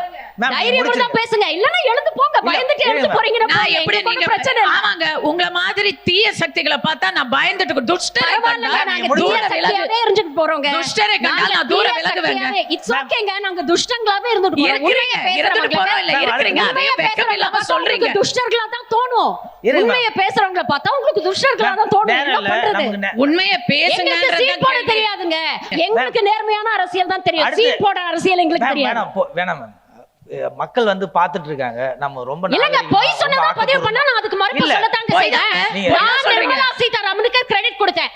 மற்ற மாநிலங்கள்ல, பஞ்சாப் போன்ற மாநிலங்கள்ல இது நடைமுறையில இருக்குங்கறத நான் பதிவு பண்ணேன். அத சொல்லிட்டு தான் நான் பதிவு பண்ணேன். அப்படி இருக்கும்போது ஷர்மிளாவை பத்தி நான் பேசல. நான் ஷர்மிளாவை பத்தி பேசல. நீங்க என்ன தாங்க கை காட்டி பேசுறீங்க? நீங்க என்ன கை திமுகவா? நீங்க என்ன கை காட்டி ஏன் பேசுறீங்க? என்ன கை காட்டி ஏன் பேசுறீங்க? என்ன கை காட்டி இல்ல. நீங்க கை காட்டி பேசுறீங்க. போட்டு பாருங்க. நீங்க போட்டு பாருங்க. கை கட்ட போச்சு. நீங்க போட்டு பாருங்க. மேம் ஒரே நிமிஷம், அடுத்தடுத்து நம்ம போயிடுவோம். நீங்க கொஞ்சம் முடிச்சிருங்க மேம். சகோதரி ஷாமிலி வந்து மதுவுடைய விற்பனை தமிழக வருமானத்தில், தமிழக வருவாயில் 1.5% சொன்னாங்க. ஆனா அது 18%. இதுதான் உண்மையான புள்ளி விவரம். 16.1 VAT exclusive, VAT included 38.7%. மாநில 30%. வாட்டையும் சேர்த்தீங்கன்னா 30%. இதுதான் உண்மை நிலவரம்னு இருக்கும் பொழுது, ஒண்ணு அவங்களுக்கு புள்ளி விவரமே தெரியலன்னு வச்சுக்கிறதா, இல்ல தெரிஞ்சு மக்களை ஏமாத்துறாங்கன்னு வச்சுக்கிறதா. ரெண்டுமே ரொம்ப மோசம். நம்ம தெரிஞ்சு ஏமாத்துறவங்களும் மோசம்தான், தெரியாமையே ஆட்சி நடத்துறவங்க அதை விட மோசம். இந்த மாதிரி ஒவ்வொரு இடங்கள்லயும் ஏமாத்துறது, ஒவ்வொரு இடங்கள்லயும் சொல்வதை தான் செய்வோம், செய்வதை தான் சொல்வோம் அப்படின்னு சொன்னதுல எதையுமே செய்யல. 505 வாக்குறுதிகளை கொடுத்து அதுல பாதிக்கும் மேற்பட்ட வாக்குறுதிகளை பத்தி கவலையப்படல. போராடியவர்களுக்கு இதோ நேற்று இன்று அப்படின்னு லேட்டஸ்டா கொஞ்சம் கொஞ்சம் கிள்ளி கிள்ளி கொடுக்கறது. இப்படி எந்த இடத்துலயுமே சொன்னதையும் செய்யல. போன வாட்டி வாக்குறுதி அதுதான் சொல்லிட்டாங்க மேடம். மதுவிலக்குன்னு சொல்லுவோம். வருஷத்துக்கு 2 கோடி வேலை வாய்ப்பு சொன்னாங்க, பண்ணிட்டாங்களா? புல்லட் ட்ரெயின் வருதுன்னு சொல்றாங்க, வந்துருச்சா? 100 ஸ்மார்ட் சிட்டிஸ் என்ன ஆயிடுச்சு, அது வந்துருச்சா? முதல்ல நம்ம முகத்தை கண்ணாடியில பாத்துக்கணும்ல. நீங்க சொன்ன வாக்குறுதிகள் என்னத்த பெருசா நிறைவேற்றி இருக்கிறீங்க? 505 அப்படின்னு மத்தவங்களுக்கு பட்டியலிட தெரியும் போது நீங்க என்ன வாக்குறுதி சொல்லுங்க மேடம்? வருஷத்துல 2 கோடி வேலை வாய்ப்பு உருவாக்கிட்டீங்களா மேடம்? சொல்லுங்க. ஒவ்வொருத்தர் அக்கவுண்ட்ல 15 லட்சம் ரூபாய் போடுறேன் அப்படின்னு பேசுறீங்க. அதுக்கப்புறம் அந்த ஜும்லான்னு சொல்லி அமித்ஷா உள்ள இன்டர்வியூல பேசினாரு. அதுக்கான வீடியோ ஆதாரம் இருக்கு. அடுத்தடுத்து போனோம், நீங்க கொஞ்சம் சரி. இவங்க பாட்டுக்கு அது ஓகே. நான் அடுத்த பாயிண்ட்க்கு வரேன். ஏன்னா அதெல்லாம் பத்தி பேச முடியாதுல்ல. அத அடுத்த பாயிண்ட்க்கு போயிட்டாங்க. இப்ப அதே பேசவா? ஏன்னா உங்களோட பொய்களுக்கு இங்க பதில் சொல்றதுக்கு தேவையில்லை. அதுதாங்க நீங்க மட்டும் தான் சத்தியகீர்த்தி, மத்தவங்க எல்லாம் பொய் சொல்றாங்க. நீங்க பொய் சொல்றீங்க. நீங்க 12 வருஷமா சொல்லிட்டு இருக்கீங்க இதே விடயத்தை சொல்லிட்டு இருக்கீங்க. 12 வருஷமா அதே விடயத்தை சொல்லிட்டு இருக்கீங்க. மதுவிலக்குக்கு முதல்ல சொன்னப்போ ஏன் தெரியுமா தோத்தாங்க? பாண்டிச்சேரியில மதுவிலக்கு கொண்டு வர வேண்டியதானே? பாண்டிச்சேரியில நீங்க தான ஆட்சியில இருக்கீங்க, கொண்டு வர வேண்டியதானே மதுவிலக்கு? குஜராத்லயும் பீகார்லயும் கொண்டு வந்த மாதிரி பாண்டிச்சேரியில கொண்டு வாங்க, அதுக்கு அப்புறம் பேசுங்க. அடுத்தது தமிழ்நாட்டை பொறுத்த வரைக்கும் அம்மாவை மதிப்பவர்களுக்கும் தான் ஓட்டு. நீங்க உங்களோட கடைசியா உங்களோட கருத்தை பதிவு பண்றீங்க. பாஜக சார்புல மத நல்லிணக்கம் சனாதன எதிரி அப்படின்லாம் பதிவு பண்ணிட்டு இருக்காங்க. சரி, பரவாயில்ல. இப்ப முதல் சுற்றுல வந்துட்டு எல்லாரும் அவங்க மகளிருக்காக கொடுத்த திட்டங்கள் அப்படின்னு சொல்லிட்டு என்னோட CPU ப்ராசஸர் வெடிக்கிற அளவுக்கு லிஸ்ட் அவுட் பண்ணிட்டே இருந்தாங்க. திருப்பரங்குன்றத்துல 300 வருஷத்துக்கு முன்னாடியில இருந்து இருக்க ஒரு பழக்கத்தை திடீர்னு வந்து ஒரு பிரச்சனை, ஒரு எலிமெண்ட், ஒரு ஆன்டி சோஷியல் எலிமெண்ட் வந்து பிரச்சனை பண்ணும்பொழுது போலீஸை ஏவி அதை ஒரு பெரிய சிக்கலாக மாத்தி அதுல எந்த தீர்வும் காணாத திமுகவும் ஒண்ணுதான். இதுல வந்து அந்த விளக்கு ஏத்துற தூண் கிடையாது, இது இங்க வந்து இது பண்ணக்கூடாது அப்படின்னு சொல்லி அதற்கு முட்டுக்கட்டை போட்ட பாஜகவும் இங்க ஒண்ணுதான். இவங்க 2 பேரும் பேசுறதுல எந்த சொல்யூஷனும் யாரும் இங்க அரைவாக முடியாது. பேசிக்லி இது உள்ள டீப்பரா டெல் பண்ணி போனா ரெண்டும் ஒண்ணுங்கிற எண்ட்ல இது எஸ்கேபிசம் மேடம். இது எஸ்கேபிசம். யாராவது ஒரு பக்கம் நில்லுங்க. This is escapism. Please stand on one side. யாராவது ஒரு பக்கம் நில்லுங்க. மேம் நீங்க பேசி முடிச்சிருங்க. ஓகே. இப்போ வந்து முதல் சுற்றுல வந்து எல்லாருமே வந்து இந்த மகளிருக்கான என்ன திட்டங்கள் எல்லாம் நாங்க அறிவிச்சிருக்கோம் இத்தனை ஆண்டுன்னு சொல்லிக்கிட்டே போனாங்க. இவங்க எல்லார்கிட்டையும் நான் பொதுவா பார்த்த ஒரு விஷயம் என்னன்னா, ஒரு குளோரிபிகேஷன் இருந்தது, ஒரு தற்பெருமை சார்ந்த ஒரு இது இருந்தது. இதுல இப்ப இவங்க சொன்ன பாதி திட்டங்கள் இருக்குல்ல, இவங்க லிஸ்ட் அவுட் பண்ண பாதி திட்டங்கள், நீங்க ஒரு RTI டேட்டா, ரொம்ப பேசிக்கான ஒரு RTI இப்ப நானே வச்சிருக்கேன், வேணும்னா நான் போயிட்டு கூட உங்களுக்கு நான் வழங்க முடியும். நான் இங்க என்ன சொல்ல வரேன்னா, நாங்க வந்து இந்த மாதிரியான திட்டங்கள் எல்லாத்தையும் மகளிருக்காக கொடுத்தோம். இதுல வந்து அம்மா எப்படி அதை இமோஷனலா கொண்டு போய் சேர்த்தாங்க, ஐயா கருணாநிதி அவர்கள் எப்படி அதை கொண்டு போய் இமோஷனலா சேர்த்தாங்க, அதை எப்படி அடுத்த படிநிலைக்கு எடுத்துட்டு போனாங்க, பெண்களுக்கான சமூக நீதி சார்ந்த சிந்தனை, பெண்களுக்கான விடுதலை கோரிய அரசியல், இதெல்லாம் வந்து எப்படி நாங்க எடுத்துட்டு போனோம் அப்படின்னு ரொம்ப பேஷனேட்டா பேசினாங்க. நான் ஒண்ணு சொல்ல விரும்புறேன். தொடக்கத்துல வந்து ஷாம்லி அவர்கள் வந்து சஃப்ரஜெட் மூமெண்ட்டை பத்தி பேசினாங்க. உலக அரங்குல 1800களின் தொடக்கத்தில் உருவானதுதான் சஃப்ரஜெட் மூமெண்ட், விமன் சஃப்ரஜெட் மூமெண்ட். அப்ப வந்து பெண்களுக்கான வாக்குரிமை, பெண்களுக்கான வேலை உரிமை, பெண்களுக்கான ஊதியம், பெண்களுக்கான ஆடை சுதந்திரம், பெண்களுக்கான பாடிலி அட்டானமி ஃபார் விமன், அதாவது என் உடல் என் தேர்வு, என் உடல் குறித்த தேர்வுகளை நானே தெரிவு செய்ய முடியும், இது போன்ற விஷயங்களை முன்வைத்து உலக அரங்குல பல்வேறு தளங்களில் பெண்கள் வந்து போராட ஆரம்பிச்சாங்க. அதில் இந்தியாவிலும் அந்த தாக்கம் உண்டு. அன்னி பெசன்ட் அம்மையார் வந்து இங்க வந்தாங்க. அன்னி பெசன்ட் அம்மையார் is a part of the women suffragette movement. அவங்க இங்க வந்த வரலாறு இருக்கு. இந்த மண்ணுல பெண்ணியம் பேசின ஆட்களாக இருக்கட்டும், அதாவது பாரதியாரா இருக்கட்டும், அயோத்திதாச பண்டிதரையாவா இருக்கட்டும், ஐயா பெரியார் ஈவேராவா இருக்கட்டும், அம்பேத்கர் அவர்களா இருக்கட்டும், எல்லாருக்கும் அன்னி பெசன்ட் அம்மையாருடைய தாக்கம் இருக்கும். ஏதோ ஒரு இடத்துல அன்னி பெசன்ட் அம்மையாரை பத்தி அவங்க வந்து குறிப்பிடுவாங்க, வேர்ல்ட் சஃப்ரஜெட் மூவ்மெண்ட் பத்தி பேசுவாங்க. ஒரு குளோபலைசேஷன், அர்பனைசேஷன் இதை நோக்கி நகர்ந்து கொண்டிருக்கிற ஒரு வளர்ச்சியின் பாதையில போய்கிட்டு இருக்க ஒரு கண்ட்ரி குளோபல் லெவல்ல ஒரு இன்னொரு பாலினம், அதாவது ஆண்களுக்கு நிகரான சமத்துவமான ஒரு பாலினம் தனக்கான உரிமைகளுக்காக போராடிக்கிட்டு இருக்கும் பொழுது, நீங்க ஒரு டெவலப்பிங் கண்ட்ரின்னு மார்த்தட்டி கொண்டிருக்கிற கண்ட்ரி அவங்களுக்கான இந்த உரிமைகளை மீட்டெடுக்கான போராட்டங்களை நீங்க பண்ணிதான் ஆகணும். அதை வந்து ஒரு ஆட்சியாளரா ஒரு அரசா நீங்க வந்து அவங்களுக்கு அதை கொடுத்துதான் ஆகணும். இதுல குளோரிபிகேஷன் ஒண்ணும் இல்ல. அதாவது இவங்களுக்கு இதை தான் கொடுத்தோம், நாங்க தான் படிக்க வச்சோம், நாங்க தான் அடுத்த கட்டத்துக்கு பெண்களை நகர்த்தினோம், இது கிடையாது. உங்களை ஓட்டு போட்டு, அதாவது this is democratic country where people vote. அவங்களுடைய தங்களை யார் ஆள வேண்டும் என்பதற்காக மக்கள் வாக்கு செலுத்துகிற ஒரு கட்டமைப்புக்குள்ள நம்ம இருக்கோம். அந்த இடத்துல நான் உங்களுக்கு ஓட்டு போட்டு உங்களை ஒரு இடத்துல நான் உட்கார வைக்கிறேன் அப்படின்னா எனக்கான உரிமைகள், அது ஆண்களுக்கான உரிமைகள் மட்டுமில்ல, பெண்களுக்கான உரிமைகள், பெண்கள் ஆணுக்கு நிகராக அடுத்த படிநிலைக்கு நகரணும் அப்படிங்கிற உரிமைகளை மீட்டெடுக்க வேண்டியதும் அந்த அரசினுடைய கடமைதான். இதுல மக்கள் அந்த அரசாளர்களுக்கு எந்த காலத்திலையும் நன்றியோட இருக்கணும்னு தேவையில்லை. நாங்க தான் உங்களுக்கு இந்த பிச்சை போட்டோம், எங்களாலதான் நீங்க படிச்சீங்க, எங்களாலதான் நீங்க அடுத்த கட்டத்துக்கு நகர்ந்தீங்க, எங்களாலதான் வந்து நீங்க வந்து ஓசி பஸ்ல போறவங்க தானே, இப்படின்லாம் பேசி செய்யணுங்கிற அவசியமும் கிடையாது. இத பெண்களுக்கு நான் ஒரு கருத்தா எடுத்து வைக்கிறேன். பெண்களுக்கு இது புரியணும்.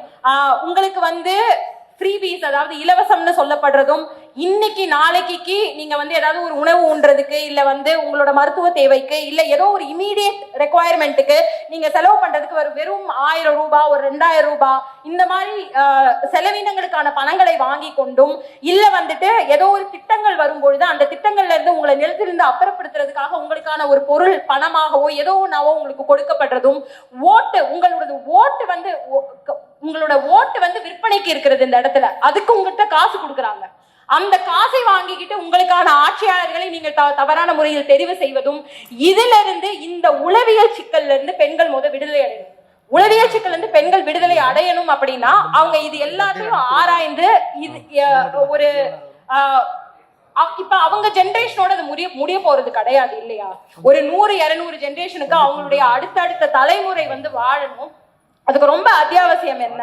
உங்களுக்கு வந்து தூய குடிநீரா இருக்கணும், மருத்துவமா இருக்கணும், கல்வியா இருக்கணும், நீங்க இருக்க இடத்துல உங்களுக்கு ஒரு வீடு இருக்கணும், நீங்க நினைச்ச ஒரு சுத்து வட்டார பகுதிக்குள்ள உங்களுக்கு ஒரு வேலை வாய்ப்பு இருக்கணும், நீங்க தலை நிமிர்ந்து நடக்கணும், பாதுகாப்பா இருக்கணும்.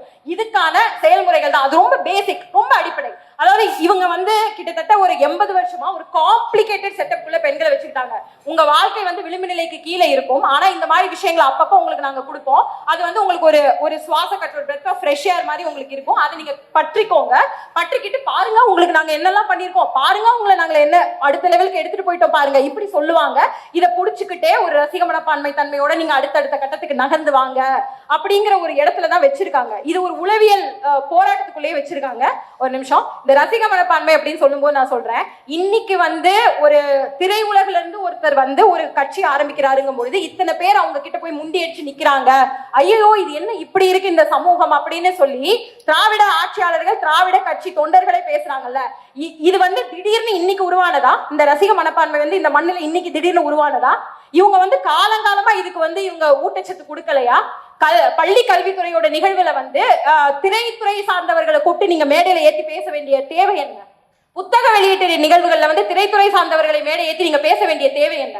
உங்களுடைய அனைத்து நிகழ்வுகளையும் ஒரு பிராண்ட் அம்பாசிடரா திரைத்துறை சார்ந்தவர்களை நீங்க முன்னுக்கு நிறுத்த வேண்டிய தேவை என்ன? சரி, குற்றச்சாட்டு இல்லனா நீங்க கடைசியா பேசி குற்றச்சாட்டு இல்லங்க, நான் புரிய வைக்கிறேன். நான் புரிய வைக்கிறேன். பெண்களுக்கு இது புரியணும். இதெல்லாம் நீங்க விளக்கமா பேசினா மட்டும்தான், நீங்க வந்து ஒரு டெக்னிக்கலா சயின்டிபிக்கா பேசினா மட்டும்தான் அவங்களுக்கு புரியும். இமீடியட் தீர்வுகள், அவங்க நிரந்தர தீர்வுகளையும் இமீடியட் தீர்வுகளையும் அவங்க குழப்பிக்கிறாங்க. அப்ப அவங்களுக்கான நிரந்தர தீர்வினை முன்வைக்கக்கூடிய அனைத்து செயற்பாடுகளையும் அவங்க கிட்ட ஒரு ஆட்சி வரைவாகவும் ஒரு செயற்பாட்டு வரைவாகவும், டு பி வெரி பிராங்க், நாம் தமிழர் கட்சியோட ஒரு அடிப்படை அட்மினிஸ்ட்ரேஷனுக்குள்ளேயே நம்ம அதை நடைமுறைப்படுத்தி இருப்போம். வேட்பாளர்கள், அதாவது ஒரு வேட்பாளர் ஜெயிச்சு வந்தா ஆட்சி அதிகாரம் அவங்க கையில கொடுக்கப்பட போது அந்த இடத்துல பொம்பளை பிள்ளைங்களை முன்னாடி கொண்டு வந்து நிறுத்தி இருக்கோம். அந்த செயற்பாட்டு வரைவுல பெண் சமூக நீதி சார்ந்த பக்கங்களும், குழந்தைகளுக்கான அன்பு சோலை குறித்த பக்கங்களும், வயதானவர்களுக்காக அன்பு தளி குறித்த பக்கங்களும், தூய இலவச குடிநீரா இருக்கட்டும், மருத்துவமா இருக்கட்டும், வேலை வாய்ப்பா இருக்கட்டும், கல்வியா இருக்கட்டும், அதுக்கப்புறம் நீங்க இருக்க இடத்திலேயே நீங்க என்ன படிப்பு, இப்ப வரைக்கும் நீங்க என்ன படிச்சிருந்தாலும் உங்களுக்கான வேலை வாய்ப்பு, நீங்க ரொம்ப தூரம் டிராவல் பண்ண வேண்டிய தேவையில்லை. நீங்க ப்ரொடியூஸ் பண்ற பொருட்களை நீங்களே வந்து சந்தையில வந்து விற்கலாம். உங்களுக்கான தரகர்கள், இடைத்தரகர்கள் இருக்க மாட்டாங்க. இந்த மாதிரியான பல்வேறுபட்ட அவங்களுடைய நீடித்த நிலைத்த பொருளாதாரத்தோடு அவங்க வந்து தலை நிமிர்ந்த சுயமரியாதையோட நான் தமிழ்நாட்டு பொண்ணுடா அப்படின்னு நிக்கிற அளவுக்கான ஒரு முழுமுதல் செயற்திட்டம் which can be achieved in less than 50 years. Madam நீங்க ரொம்ப சுருக்கமா முடிச்சா நல்லா இருக்கும், ஏன்னா ரொம்ப அதிகமா பேசுறவங்க நீங்க. ஆமா, செய்தவங்க தானே சொல்ல முடியும்.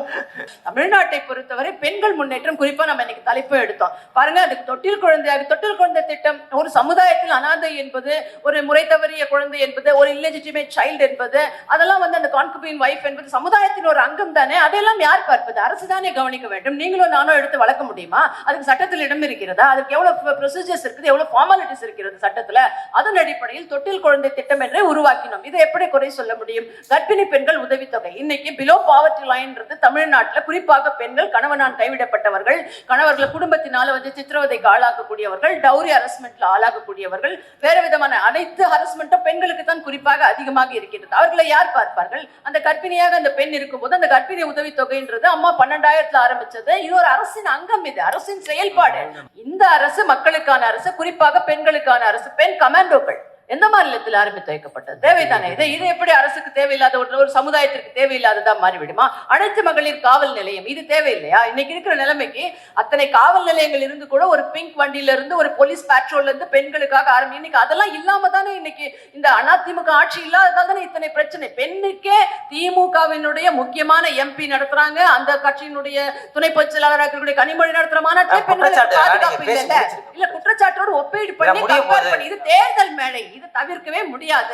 அப்படி சொல்லித்தான் ஆக வேண்டும். மக்கள் இந்த 5 ஆண்டு காலத்தில் கடன்லயும் சரி, பெண்கள் பாதுகாப்புலயும் சரி, போதை பிரச்சனையிலயும் சரி, கள்ளக்குறிச்சியிலயும் சரி, தொழில் முன்னேற்றத்திலயும் சரி, வேலை வாய்ப்புலயும் சரி, ஆண்டுக்கு 5 லட்சம் வேலை வாய்ப்பு. நாங்க எத்தனை வேலை வாய்ப்பு வந்தது?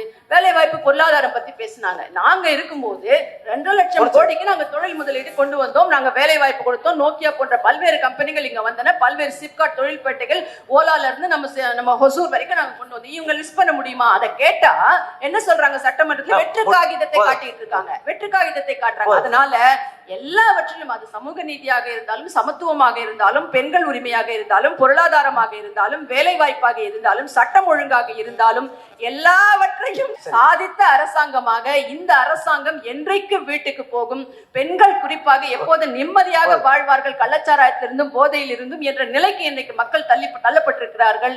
எல்லாவற்றையும் சாதித்து மக்களை காக்கக்கூடிய ஒரே அரசாங்கம் அனைத்து இந்திய அண்ணா திராவிட முன்னேற்ற கழகம், அண்ணன் எடப்பாடியார் இரட்டை இலை எங்களுடைய கட்சி தான் என்பதை இவர்களுடைய கைத்தட்டல்கள் மூலமே நீங்கள் புரிந்து கொள்ளலாம். மக்கள் முடிவெடுத்து விட்டார்கள்.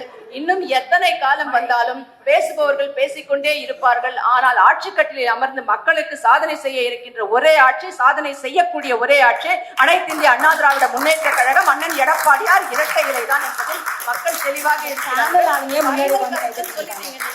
அதனால இதுல வந்து குற்றச்சாட்டுகள் வச்சா நான் பதில் சொல்றேன். நன்றி நன்றி. நீங்க குறுக்க பேசுறீங்க, அவங்க முடிச்சிருவாங்க. நிறைவாக சில ஆன்சர்ஸையும் எக்ஸ்பிளனேஷன்ஸையும் சொல்லி நான் முடிக்கணும். எனக்கு சர்டன் மினிட்ஸ் வேணும்.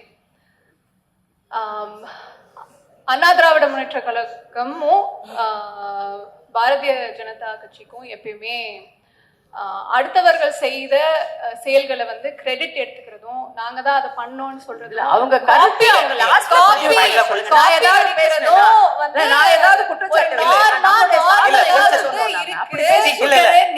கலைஞர் விமென் என்டைட்டில்மெண்ட் ஸ்கீம் தமிழ்நாடு தொடர்ந்து இந்தியால 12 ஸ்டேட்ஸ் 12 மாநிலங்களால வந்து அது கையில எடுத்து அவங்க அதை வந்து எக்ஸ்க்ளூசிவ் பாலிசியா அவங்க ஸ்டார்ட் பண்ணி. எந்தெந்த ஸ்டேட் சொல்றேன், ஒரு 4 சொல்லுங்க. சொல்றேன் மேம், இருங்க மேம், அவங்க ஃபைனலா முடிக்க போறாங்க, டைம் இல்ல மேம், ப்ளீஸ்.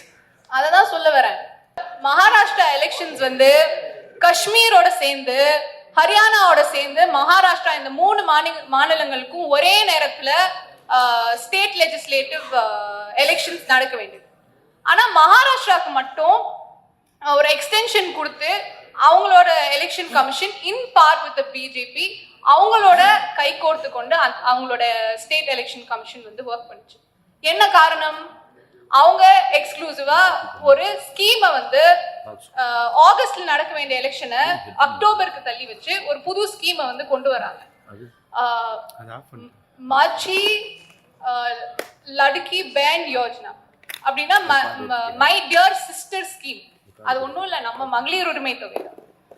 அப்ப அங்க என்ன இதே ஸ்கீமை வந்து எலெக்ஷனுக்கு முன்னாடி அவங்க வந்து அந்த ஸ்கீமை இன்ட்ரடியூஸ் பண்ணி ஒரு 5 monthsக்கான மொத்தமா ஒரு மாதத்துக்கு 1500 ரூபாய் 1500 ருபீஸை மொத்தமா 7500 ரூபாய் வந்து பெனிஃபிஷியரிஸ் ஓட அக்கௌண்ட்க்கு மொத்தமா டெபாசிட் பண்ணி எலெக்ஷன் முடிஞ்ச உடனே ஒரு 26 lakhs ஓட பெனிஃபிஷியரிஸோட ஸ்கீம் வந்து கம்ப்ளீட்டா ஸ்டாப் ஆகியும் மீதி ஒரு 6 லட்சம் பெனிஃபிஷியரிஸோட ஸ்கீம் வந்து 1500 ரூபாயில இருந்து வெறும் 500 ரூபாய்க்கு வந்து குறைக்கப்பட்டுச்சு. ஸோ இந்த மாதிரி ஸ்டண்ட் எல்லாம் இந்த மாதிரி மாத்தி சொல்லதை வந்து செய்யாம இருக்கிறது வந்து தொடர்ந்து பிஜேபியோட கொலிஷன் கவர்மெண்ட் தான் இதை பண்ணிட்டு இருக்கு. இது தொடர்ந்து பீகார்லயும் இதே மாதிரி நம்மளுடைய மாண்புமிகு பிரதமர் மோடி போய் ஒரு புது ஸ்கீமை வந்து அவர் தானே தொடங்கி வைக்கணும், அவர் போய் வந்து தொடங்கி வைக்கிறாரு. மகிழா ரோஜ்வார் யோஜனா அப்படின்னு போய் வந்து அவர் தொடங்குறாரு. சேயிங் தட் அது வந்து விமென் ஸ்டார்ட் அப்ஸ்க்கு மகளிர் தொழில் துவங்குறதுக்கு ஒரு 10,000 ரூபாய் அது வந்து ஒரு மானியமா வந்து கொடுக்குறாங்க. That was exclusively the funds were from world bank. World பேங்க்ல இருந்து ஒரு 14,000 கோடி இந்தியா வந்து கடன் வாங்கி இது வந்து எக்ஸ்க்ளூசிவா பீகார் எலெக்ஷன்ஸ்க்காக ஒரு எலெக்ஷனுக்காக ஒரு ஃபண்டிங்காகவே வந்து பிஜேபி அதை பண்ணுச்சு. இந்த மாதிரி தமிழ்நாட்டுல மகளிர் உரிமை தொகை எலெக்ஷனுக்கு முன்னாடி ஒரு ஸ்டண்டா பண்ணல, எலெக்ஷன் மேனிஃபெஸ்டோல இல்லாத ஒரு ஸ்கீமை 28 மாதங்களுக்கு அப்புறம் இப்ப ஒவ்வொரு பெனிஃபிஷரியும் அவங்களோட பேங்க் அக்கௌண்ட்ல ஒரு 29,000 வந்து இப்ப அவங்க ஒவ்வொரு பெனிஃபிஷரியும் வாங்கியிருக்காங்க. இது வந்து ஒரு சாதாரண விஷயம் இல்ல. தமிழ்நாடு ஸ்டேட் பிளானிங் கமிஷனோட சர்வே என்ன சொல்லுது, that rural வில்லேஜஸ்ல the incidence of debt, இப்போ அவங்க வந்து இன்னைக்கு நான் சீட் கட்டணும், எனக்கு ஒரு 500 ரூபா வேணும், 1000 ரூபா வேணும்னு அவங்க போய் கடன் வாங்குற அந்த சூழல் வந்து ஒரு 17% கம்மியா இருக்கு அப்படின்னு ஸ்டேட் பிளானிங் கமிஷன் வந்து தரவ வைக்கிறது. அண்ட் இந்த மாதிரி ஒரு ப்ரிவிலேஜ்ட் மைண்ட் செட்ல தான் எப்பயுமே பிஜேபியோ இல்ல அண்ணா திராவிட முன்னேற்ற கழகமோ இன்னைக்கு மேடம் வெண்ணிலா பேசினதுமே it is very alarming. Saying that freebies, இது வந்து மோடி அவர்கள் பேசினது வந்து அவங்க அப்படியே ரிப்பீட் பண்ண மாதிரி இருந்தது. It was shocking. அவர் பேசினாரு இது வந்து ரேவாதி, பேசிக் சயின்ஸ். நீங்க எந்த புத்தகம் எடுத்து கல்ஃப் ஸ்கீம் பத்தி படிச்சீங்கனாலும் அந்த புத்தகத்துல இது இருக்கும். இல்ல புடிச்சிட்டோம். Communism will talk about it, Ambedkarism will talk about it, every ideology will talk about it. மோடியும் அதான் சொன்னாரு, இது வந்து ஒரு ஃப்ரீபி கல்ச்சர், இது ஒரு ரேவாதி கல்ச்சர்னு சொன்னாரு. அததான் நீங்களும் திருப்பி கோட் பண்ணீங்க. மோடி அதான் எஸ்டி நிதி தான் 16,000 கோடி இந்த 1000 ரூபாய்க்கு திருப்பி விடப்பட்டது. ஆர்டிஐலே வந்த விஷயம் கோபாலபுரம் கஜானால இருந்து கொண்டு வந்து போட்ட மாதிரி சொல்லிட்டு இருக்கு. இல்ல மேடம், அவங்க நிதி 16,000 கோடி திருப்பி விடப்பட்டது. இது வந்து உரிமை தொகை, கலைஞர் மகளிர் உரிமை தொகை, கலைஞர் விமென்ஸ் என்டைட்டில்மென்ட் ஸ்கீம். மத்த 12 மாநிலங்கள் நான் சொன்ன மாதிரி நாங்க வந்து உதவி தொகை, அவங்களுக்கு ரத்தம் மத்தவங்களுக்கு தக்காளி சட்னி, அப்படிதானே? நாங்கள் உதவி தொகை கொடுக்கல. இது வந்து ஃப்ரீபி கிடையாது. every left centric state which believes in a welfare state socialist model, இத வந்து ஒரு privileged mindல இருந்து பிஜேபியும் ஏஐடிஎம்கேயும் நாம் தமிழரும் பாக்குறாங்க. அது வந்து தமிழ்நாட்டுல இருந்து இப்படி ஒரு ஒபினியன் வர்றது வந்து இட் இஸ் வெரி டேஞ்சரஸ். தலைவர் கலைஞர் அவர்கள் தான் முதல் முறையா விமென் போலீஸ் பர்சனல்ஸ் வந்து பணிக்கு எடுத்தது. முக்கியமா women sub இன்ஸ்பெக்டர்ஸும் இன்ஸ்பெக்டர்ஸும். Tamil Nadu public service கமிஷனோட டிஎன்பிஎஸ்சில 30% இடஒதுக்கீடு பெண்களுக்கு கொடுத்து இப்போ டிஎஸ்பி ரேங்கிங் ஹையர் பொசிஷன்ல உள்ள விமென் போலீஸ் பர்சனல்ஸ் இருக்காங்கன்னா அதுக்கு முழுக்க திராவிட முன்னேற்றம். இதுவும் 520 வடையில இதுவும் ஒரு வடை. இல்ல இதுவும் ஒரு வடை. டாக்டர் கலைஞரும் தான் அதுக்கு காரணம். இது உலக நடிப்புடா சாமி. இல்ல நேரம் இல்ல, எல்லாரும் வரலாறு படிங்க. அதெல்லாம் கிடையாது. அதான் வரலாறு. அம்மா வயசை விட என் வரலாறு அதிகமா. இல்ல நமக்கு வந்து ரொம்ப நமக்கு வந்து நேரம் அதிகமானதுனால இந்த விவாதத்தை முடிஞ்ச வரைக்கும் நீங்க எல்லாரும் ஒத்துழைப்பு கொடுத்ததுக்கு ரொம்ப நன்றி. நன்றி.